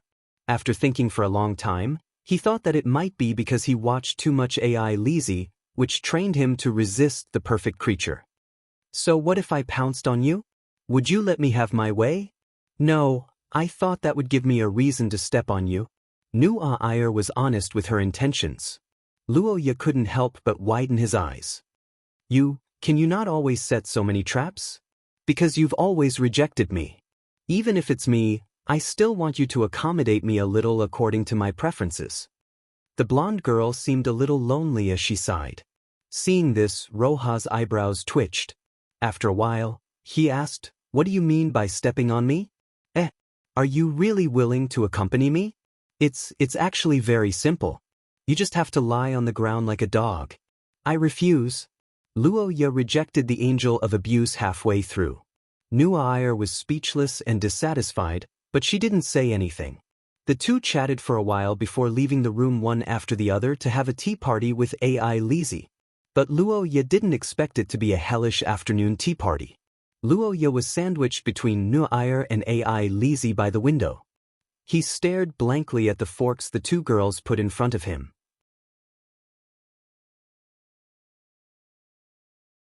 Chapter 111.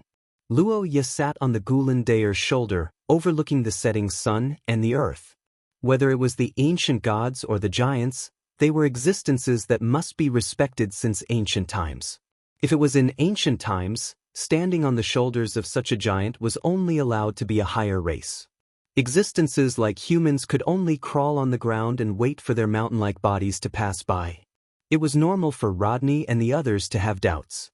No matter what era it was, humans were too far behind these ancient monsters. If they were the explorers of this world's extraordinary power, then humans were at most lagging behind by who knows how many years. Of course, these were of no reference value to Luoya. His current identity was that of a friend who had signed an equal contract with the Gulandair. For others, standing on the shoulders of the Gulandair was equivalent to counting down one's life, but for Luoya, it was nothing. It was even more convenient for him to chat. "Gulandair, why did I see you?" After nearly half a month, Luoya was very happy to see the huge skeleton again in his dream. He finally confirmed that the Gulandair could also appear in the real world. However, Luoya had always been curious about it. If my bloodline ability is to enter those fragments of history and witness some things that have been forgotten by humans, then how did I connect with you? You died a long time ago, right? Luoya held his chin and pondered. The giants had long disappeared in the third era of Wei Dualia. The Gulandair himself said that he had died a long time ago. Then why did Luoya meet him? Bloodline ability? If it was bloodline ability, then what was the mechanism? It couldn't be a lottery, right? Luoya's question made the skeleton silent. The Gulandair's huge hand rubbed the bald skull, as if thinking about something. "After I died and became like this, I forgot a lot of things from my life. My brain is a little empty." The Gulandair complained in distress. After hearing it, Luoya nodded in understanding. Powerful from nothing? Wasn't that so? His brains were all gone. The young man looked at the huge skull and complained in his heart. The Gulandair was still recalling. "In fact, I have met several people like you." "What? People like me?" "Yes, those who can enter the plains of eternal dusk."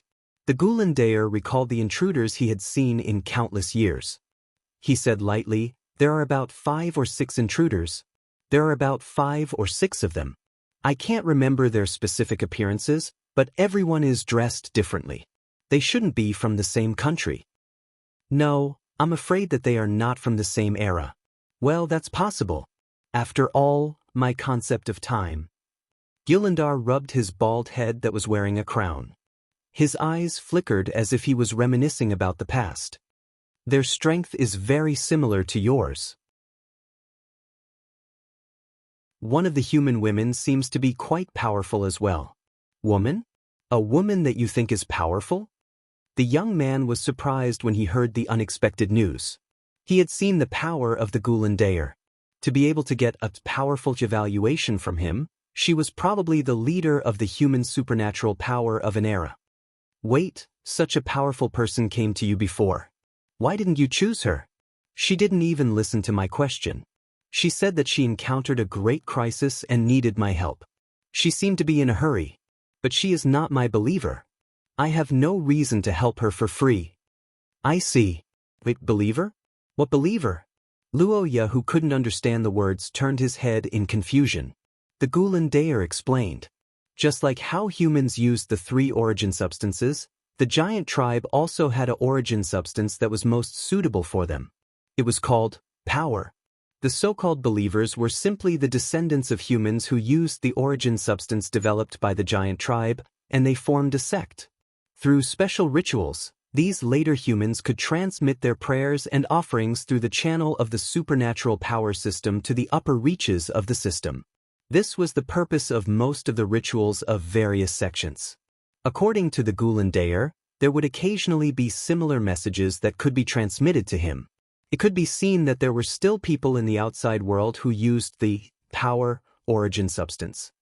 I see. Then this time when you go out from here, can they feel it? They should be able to. I can even control them. However, they are a group of little guys. They are not very useful. I see. Luoya nodded. The young man didn't know what level the little guys that the Gulandayer mentioned were, so he didn't care too much about it. The giant skeleton returned to the starting point after running away from the topic. Chapter 112. They all have extraordinary charm towards the opposite sex, and they all fell into serious emotional disputes. Moreover, it seems that they all went missing when they ran away from home. This, looking at the biographical information of his ancestors, Luoya's head was full of question marks. He couldn't help but think of a certain plot where one who wants to wear a crown must bear its weight. According to the records, Vincent Akot and Roy Akot were both heroes of their time. Not to mention how they looked. In short, they were very popular with women. It wasn't difficult to understand that they were strong in the present age and came from a noble family. However, the strange thing was that the women they provoked were also very fierce. Female generals of the empire, great scholars of Bologna, all of them were super fierce people. The facts proved that the same process could easily lead to the same result. Whether it was Vincent or Roy, they seemed to have been forced by the women. In addition, their fiancés were also not to be trifled with. Their own strength and family influence were very strong, causing the family to be very disharmonious. Sigh, they are really too unrestrained. Why did they provoke so many women, and they are all so abnormally strong? Aren't they pushing themselves to their deaths? Luoya put down the records and sighed with a regretful look. Then he suddenly thought of himself. Wait, this is related to my situation. It doesn't look like it at all. The black-haired young man laughed heartlessly. Nu'air was his protector and naturally wouldn't hurt him. Ai Lizzie wasn't interested in supernatural powers and wasn't strong. Most importantly, Luoya patted his chest and fully felt the progress and beauty of the era. Those who could arrange a marriage with the Akot family were definitely not small nobles. They were likely to be big forces. Generally speaking, if one wanted to deny it, they would have to pay a huge price and the influence would be very bad. It was really troublesome. However, this kind of bad habit in his era ended with his father who loved freely. Sigh, let's not talk about it anymore. Father is awesome. Luoya revealed a bright smile. He still didn't know the fact that his father pulled his grandfather down. However, this wasn't important in his eyes at the moment. His real goal hadn't been achieved yet. Messing around and being a scumbag can increase one's strength? Could it be to be the Sea King? It can't be, right? If it's true, then he deserves to die. Luoya shook his head. No matter what, he didn't think that the crown would be activated in such a way. He had no choice but to look at the part he didn't want to look at the most. History and the exploration of ruins. In addition to their messy relationship, Vincent and Roy were also adventurous. Both of them were great archaeologists, and there was no doubt that this was very suspicious. However, the records had been destroyed, so Luoya could not find too much detail. He was helpless about this, but being in the holy capital gave him other means. Even if the Akkad family didn't have any records of these two, it didn't mean that other places didn't have records of these two. The black-haired boy closed the book and looked at Anna, who was standing quietly at the side. "Prepare the car. We're going to the Royal Library." In an exquisite and elegant small space, the black-haired boy raised his teacup and took a sip of tea. He looked at the ancient book in his hand, and his heart was filled with emotion. The Royal Library of the Holy Capital was one of the most magnificent buildings in the Holy Capital of Lorraine. It had been built for 100 years, and although it was not as magnificent as the St. Pharaoh's Cathedral, it had the unique elegance of a scholar. Overall, it had a strong scholarly atmosphere, and a lot of effort had been put into the decoration. The reason why the Royal Library was called the Royal Library was naturally because the Heathcliff family had paid for it. It was obvious that the royal family had invested a lot in this library, but fortunately, the investment had paid off. The Royal Library of the Holy Capital was now one of the 3 great libraries in Shia. It had been famous for 100 years since it was built, and its name had spread throughout the world. The Holy Capital Royal Library of the Theocracy of St. Maester, the Millennium Glory Library of the Austin Empire, and the National Wisdom Library of the Kingdom of Scholars, Bologna, were the 3 most famous libraries in the Shia world. These 3 libraries together held 60% of the ancient records of mankind, and could be said to be the symbol of the Shia civilization. The Royal Library of the Theocracy was the last of the 3 great libraries to be built. In fact, it was founded because of a dispute. The founder of the largest library in the Theocracy was Sanctus Lucas, who was the father of the current Sanctus John. According to the royal family secrets revealed by Nu'a Iyer, he should be the son of Vader and the adopted son of Wei Dualia. Sanctus Lucas was one of the most interesting Sanctus in history. Perhaps he inherited it from his Chunibu father, Vader, or perhaps Wei Dualia spoiled him too much because he felt guilty. In any case, this Sanctus Lucas had an extremely high self-esteem, and he was the kind of person who could not bear the slightest grievance. Normally, it would be fine. The Heathcliff family was so powerful that no one in the Theocracy dared to offend them. However, as the saying went, no one could escape the beating of society, not even someone as powerful as Sanctus Lucas. The Shia Eastern Border Defense Agreement was an important agreement that all the countries in Shia had to sign every 30 years. The purpose of this agreement was to determine the defensive area and military deployment of each country at the eastern border, to guard against the aliens, and to jointly maintain the peace and development of the human world. As for why it was a 30-year agreement instead of a 100-year agreement, it was mainly because other than a few large countries, some small countries were dying too quickly.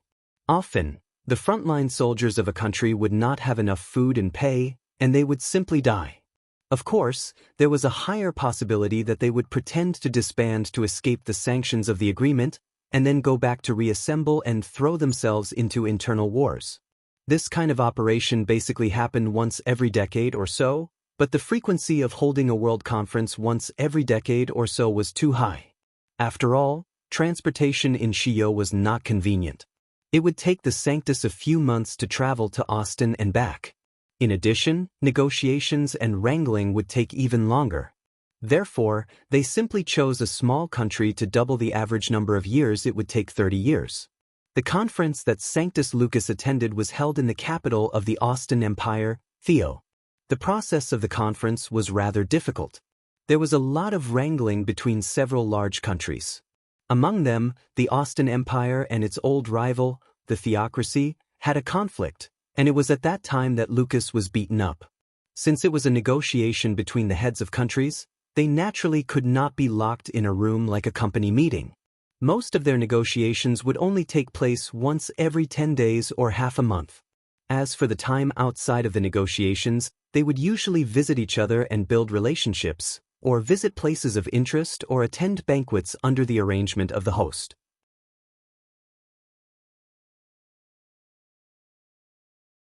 Chapter 113. Luo Ye had heard a saying in his past life, "Gaining knowledge is the cheapest way to improve yourself." This saying was quite common in modern society, and it was even more important in Xia, where Luo Ye was now. Leaving aside the group of fierce people who had obtained the wisdom, origin substance for the time being, in this era where there was a serious shortage of intellectuals, being able to write or write well was a skill and a livelihood. Every large clan had to hire people to collect and organize their histories, so that they wouldn't even know their ancestors' names after a few generations. However, someone like Akat, who even had records of his ancestors' XP, was definitely an exception. Luo Ye seriously suspected that he owed the recorder a salary, but now that he was freeloading off the government's records, there shouldn't be anything like that. At Luo Ye's request, the Royal Library's librarians went out in full force, gathering all the information on Luo Ye's two ancestors. The information was enough to fill up a table. With such a large amount of information, Luo Ye naturally couldn't go through it all. He could only look for the important points. After half a day of organizing and summarizing the information, Luo Ye's conclusion was roughly the same as Ponte's. These two ancestors didn't seem to be people who were content with their lot.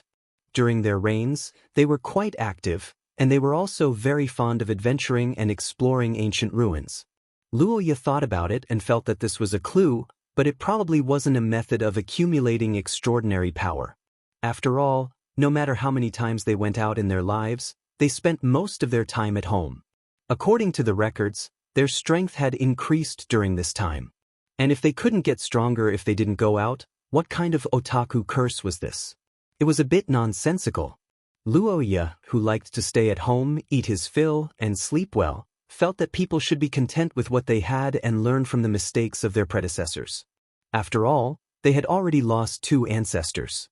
Wouldn't it be stupid to follow the same old path? Luo Ye, who had decided to turn over a new leaf, continued to search through the relevant records, but unexpectedly, the crown origin substance actually reacted. It wasn't obvious, but it was definitely absorbing magic.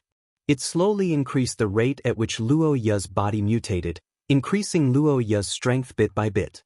Its speed was similar to stepping on the accelerator of a car. When Luo Ye sensed this feeling, he finally understood why the two ancestors were amateur archaeologists who loved history. It turned out that reading historical records was one of the ways to upgrade the crown origin substance. But here, Luo Ye discovered another problem. It didn't seem like all historical records. For example, the large pile of diaries left behind by Ponte could be considered ancient texts, even now, but when Luo Ye had flipped through them, he hadn't felt it before. But wasn't to read? Luo Ye shook his head to get rid of this thought that made him speechless.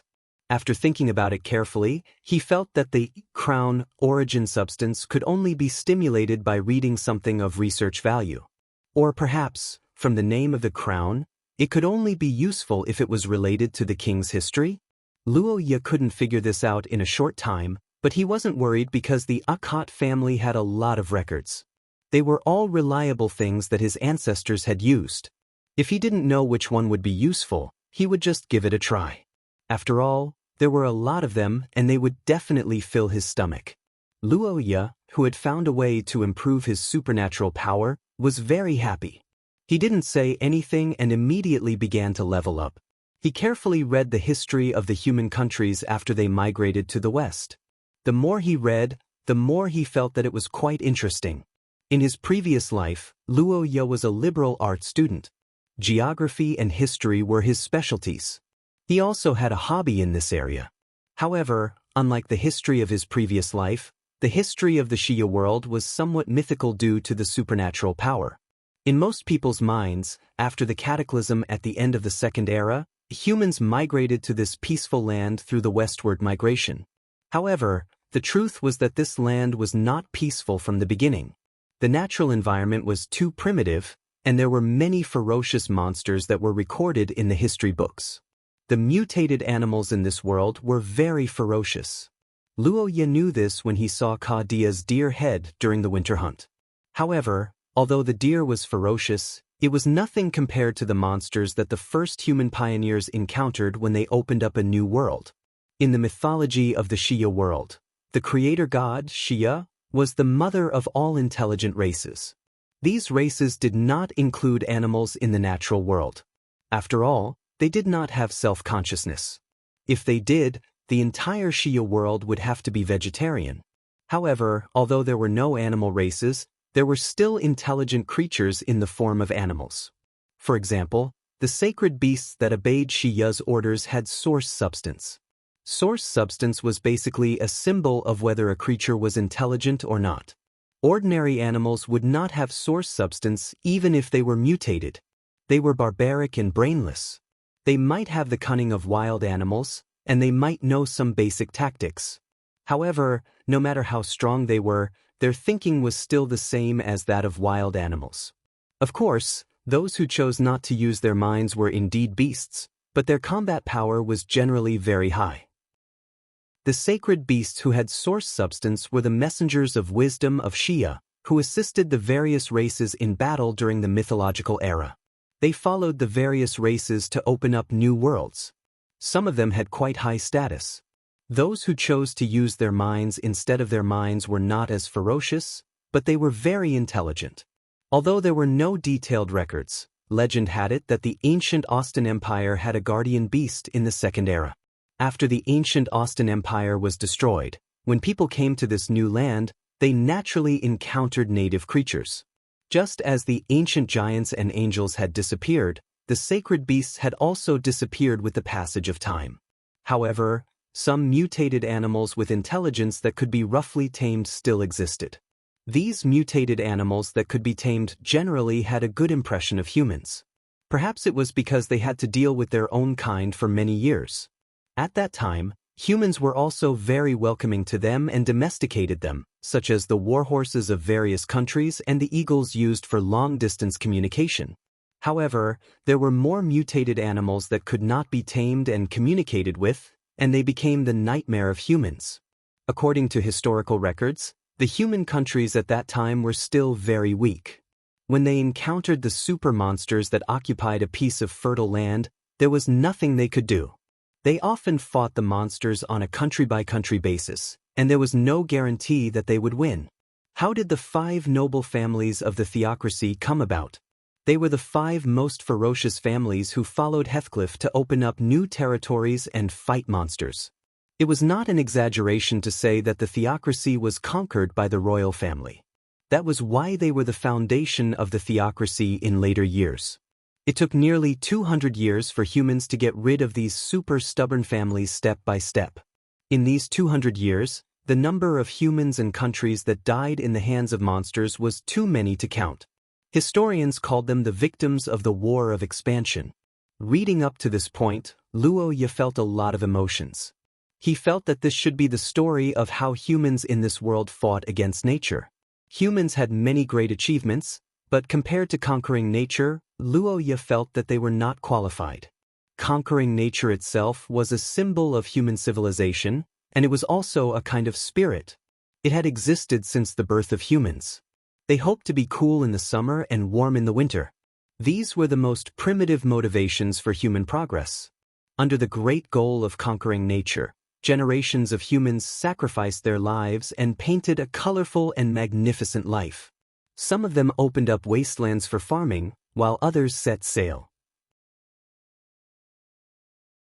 No matter how dull or passionate they were, there was a common belief that shined in their hearts. That was, humans can conquer nature.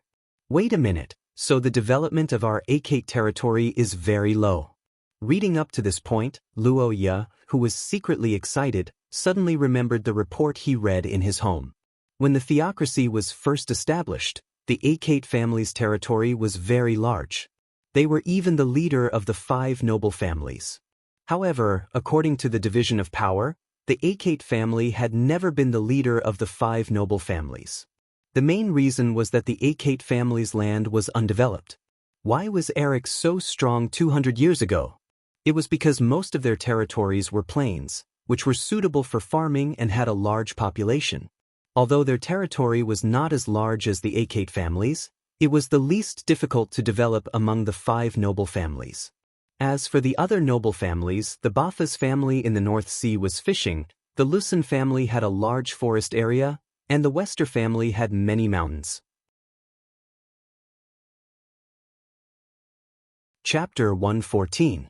In the palace, the gray-haired maid suppressed her excitement and walked towards her master's palace. Today was a day of special significance. It was the day that Mia had been looking forward to, and it was also a day that was a little sad. Today, the palace would hold a grand ceremony for the new Ayr princess to fulfill the royal mission and become the protector of the Akat family's heir, Luo Akat.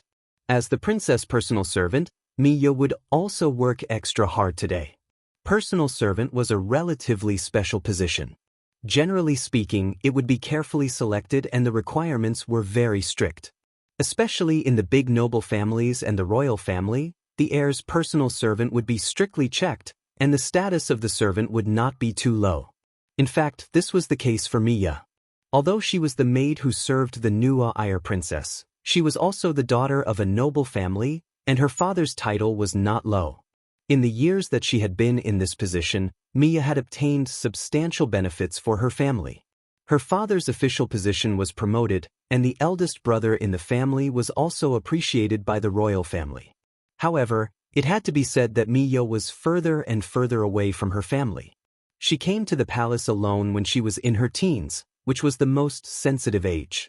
It would be a lie to say that she had not suffered any grievances, but she had no relatives by her side, so she could only hide everything in her heart. It was the same when she went home to chat during the holidays. Her family was more concerned about the royal family than her. Her father told her to work hard and win glory for the family, and her brother also asked if there was a better way. Sometimes, Mia felt that she was not so much a member of the family as a tool of the family. Her family's feelings for her and her feelings for her family had faded, but human beings yearned for love. Therefore, Mia placed her feelings on the princess who had accompanied her since she was a child. After several years of living together, Mia sometimes even had the illusion that she was Nuo Ayr's elder sister. Of course, she knew that it was just a delusion. Nuo Ayr's status was not something she could compare to. But even so, she could not help but want to take care of her. Hence, Mia made her move. A while ago, Mia had used her connections to spread a rumor. It was a story about two children who were in love with each other and ended up being imprisoned. It was an explosive story that perfectly poked at most people's sore spot. Although she didn't mention any names, Mia had released some misleading information. Everyone already knew who the two people in the story were. Miss Maid's purpose was very clear. She wanted to create an established fact and create an environment where everyone was on the same side as her. After all, it was already a miracle for a Nuo Ayr to fall in love with someone. Although in the eyes of outsiders, the princess was noble and elegant, benevolent and dignified, Mia, who had been with her for the longest time, could see that she had never really valued any of her subjects. She treated everyone equally. To a certain extent, she had no close friends. This phenomenon was very abnormal in Mia's eyes. People could not live without friends. They could live without friends for a period of time, but not all the time. However, Nuo Ayr was an exception. Most of her peers were not easy to communicate with. Her strength was far beyond the imagination of other children. Geniuses were lonely. Nuo Ayr, who was already high above others and a genius, was even more lonely. And, although it was a little inappropriate to say this, Mia always felt that Nuo Ayr was strange in the past 2 years. She remembered that once when she did something wrong and was supposed to be severely punished, the princess only stepped on her a few times. Nuo Ayr was very light. She did not use much strength when stepping on her. She did not feel anything at all. Was this considered a punishment? And why did the princess look so excited after that? Well, the princess must not have the heart to punish me. She just wanted to go through the formalities. Mia thought so and finally found a reasonable reason. Then she was even more touched. Sob sob, the princess is too good to me. The servant girl thought about this and walked to the bedroom door. She knocked on the door and entered after receiving permission. Your Highness woke up so early today. Well, actually I can't sleep. Facing Mia's exclamation, the golden-haired girl replied with a bitter smile. Noelle, who was very strict with her body, Didn't expect that she would have such a situation where she couldn't sleep well because of some things. You can't sleep. This means that you really value Luoya. Probably. Facing Miya's smiling words, Nuire was silent for a moment. Although she was a little shy, she did not refute. In Miss Angel's eyes, her own feelings weren't something that needed to be concealed to begin with. A ruler's emotions were something that needed to be displayed so that others could cooperate with her. And as the aggressor, she couldn't hide her emotions when facing the men of the Akat family. Wei Dualia's teachings were deeply ingrained in Nuire's heart. No matter if it was Pante or Luoya, when facing these guys, she had to deal a heavy blow. It would be best if she could win with a single blow.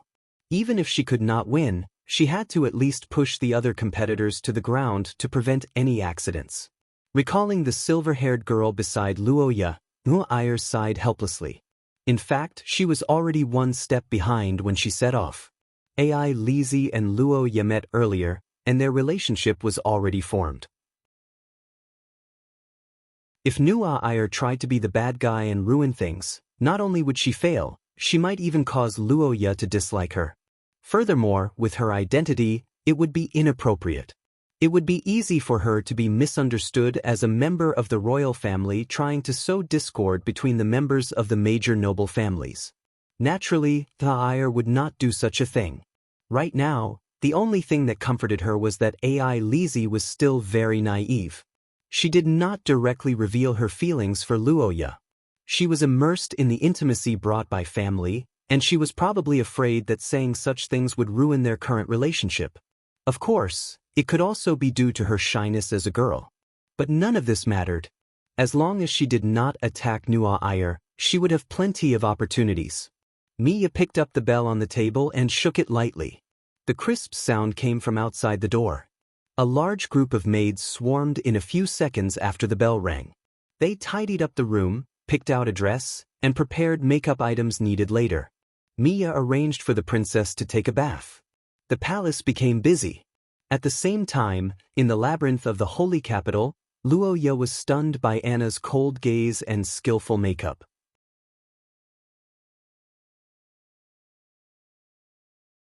Chapter 115. The royal palace of Saint Mestre was built 1,000 years ago. When humans first arrived in the West, the holy city of Lorraine was still one of the major hubs of the human race. It was used as a temporary command post. Later, after the founding of the theocracy, it was converted into a royal palace. It was one of the oldest buildings in the country. Being old meant being culturally profound, but physically, it meant being old. However, the royal palace of Saint Mestre had been renovated several times over the past 1,000 years. It had even been rebuilt once due to a great fire. The most recent renovation was a few decades ago. Therefore, it did not look like an ancient building. Instead, it looked very grand. The overall tone of the palace was wholly white. According to legend, it was the color of angel feathers that the architects had carefully mixed. Although Luoya did not know where the workers saw the angel feathers, the visual effect was indeed very good. It had a special sense of holiness. The design concept of the palace was also very straightforward. It was simple and elegant. To some extent, this style also reflected the style of the royal family. The Heathcliff family valued holiness as their beauty, so naturally, they did not have any fancy decorations. In the lounge of the palace, Luoya, who had just finished his tour of the palace for the first time, was drinking tea. He was thinking about the entire process of the ceremony over and over in his mind. By the way, is the saint's dagger finally going to be returned to me? The teenager muttered to himself, unconsciously touching the side of his waist. More than half a month ago, when he and Nuire returned, although they were both unconscious, they had established a spell connection through the dagger. Bishop Philip did not dare to act rashly, so he summoned the people of the Holy Ceremonial Court. This group of people specialized in all kinds of ritual spells and could be considered experts in this field. After that, the two were sent to the Vatican for separate treatment. Those who did not know the details of the dagger thought that it belonged to Nuire, so it did not follow Luoya back to Akat's house. It was said that a blade was a warrior's lover. Although Luoya was not a warrior, he missed his battle partner very much. After all, the Holy One's dagger had saved his life several times in critical moments. Moreover, it was a dagger that had been opened by the Nua Iyer and his blood. It could be considered as a bond between the two of them. Now that it was about to be returned to its rightful owner, he was naturally happy. The main event of today's event started from the ceremony to Luoya receiving the protection of the royal family in front of everyone. After that, it was time for the banquet. There were not as many nobles in attendance as there were during the birthday banquet because most of the nobles in the various territories had gone back home to celebrate the new year. After all, no matter how prosperous the holy capital was, they were still guests. It was not as comfortable as being the master of a territory. However, Luoya felt that this was a good thing. This time, most of the court nobles, military personnel, and knights were his own people. The atmosphere was much better than last time. Lord Luoya, the ceremony is about to begin. Please follow me. Hearing the servant's reminder, the young man nodded and was led to the entrance of the banquet hall. Stepping on the bright red carpet and looking at the beautifully decorated door, Luoya could not help but smile bitterly. He realized that he had unknowingly arrived at a very powerful place. The St. Cecil Hall was a place that, together with the large square in front of the holy capital's St. Pharaoh Cathedral, were known as the two holy places. Needless to say, the square was a place where the Vatican led people to pray every year. As for the hall in front of him, it was because of its long history and user. The St. Cecil Hall was built at the same time as the royal palace. It had a history of nearly 1,000 years. When the theocracy was announced, the 5 great nobles were enfeoffed in this hall. Most of the people who had walked into this hall over the past 1,000 years were heroes of their generation, generals who had made outstanding achievements on the battlefield, ministers who had led the successful reforms, and even Pont, the ancestor who was bestowed the title of Luoya by the Queen of Wei Dualia, was here. I didn't expect that this place would be used. Luoya swallowed his saliva and suddenly felt that something was wrong with this ceremony. At first, Luoya thought that this was just a necessary procedure because of the agreement from 1,000 years ago, just like cutting the ribbon at a construction site, but now the situation was, this was not cutting the ribbon, this was the posture of a National Day parade. Standing on the path of glory of the ancestors, Luoya was a little nervous. The old butler beside him also obviously noticed this, but unlike his usual cold and indifferent attitude towards the nobles, today the old butler of the royal family was like a spring breeze, and his face was smiling like a chrysanthemum flower. Lord Luoya, please don't be nervous. You are the youngest protagonist of the St. Cecil Hall so far. You should be proud. Wang Laoju comforted him cheerfully. As soon as the words left his mouth, not only did Luoya not feel better, but his stomach also started to hurt. He glanced at the old butler and could not help but praise him in his heart. As expected of the butler of the royal family, this way of comforting was taught by Nua Iyer, right? Luoya naturally had to make up for it when he realized that he was out of the scope of the exam, and at the same time, he crazily prepared himself mentally. As usual, he walked with balanced breathing first, and put on the Medal of Honor. Other than Nua Iyer, there were only cabbages and radishes. He did not even look at them. After making all the preparations, Luoya took a few deep breaths and adjusted himself to the best state. As soon as he finished adjusting, the bell in the butler's hand automatically rang without any wind. After the guards heard it, they prepared to open the door. Lord Luoya, please come in. After the guards greeted him, they slowly opened the 2 arched doors that were several meters high. At the same time, the angel above the door emitted a burst of colorful light, and at the same time, pure white feathers fluttered in the air. Luoya was stunned for a moment. Colorful light? Feathers? What's going on? Am I an SSR in a random card game? The black-haired teenager was surprised by the gorgeous entrance, but he did not know that this was just the beginning. After the spacious door was opened, the bright hall was immediately filled with cheers and applause. The number of people far exceeded Luoya's expectations. Just the number of people on both sides of the carpet was estimated to be more than 100. What the hell?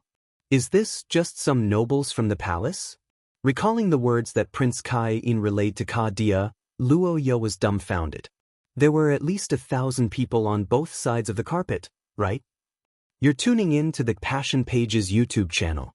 We're so grateful for your support, and don't forget to subscribe to join us on this incredible journey through captivating stories.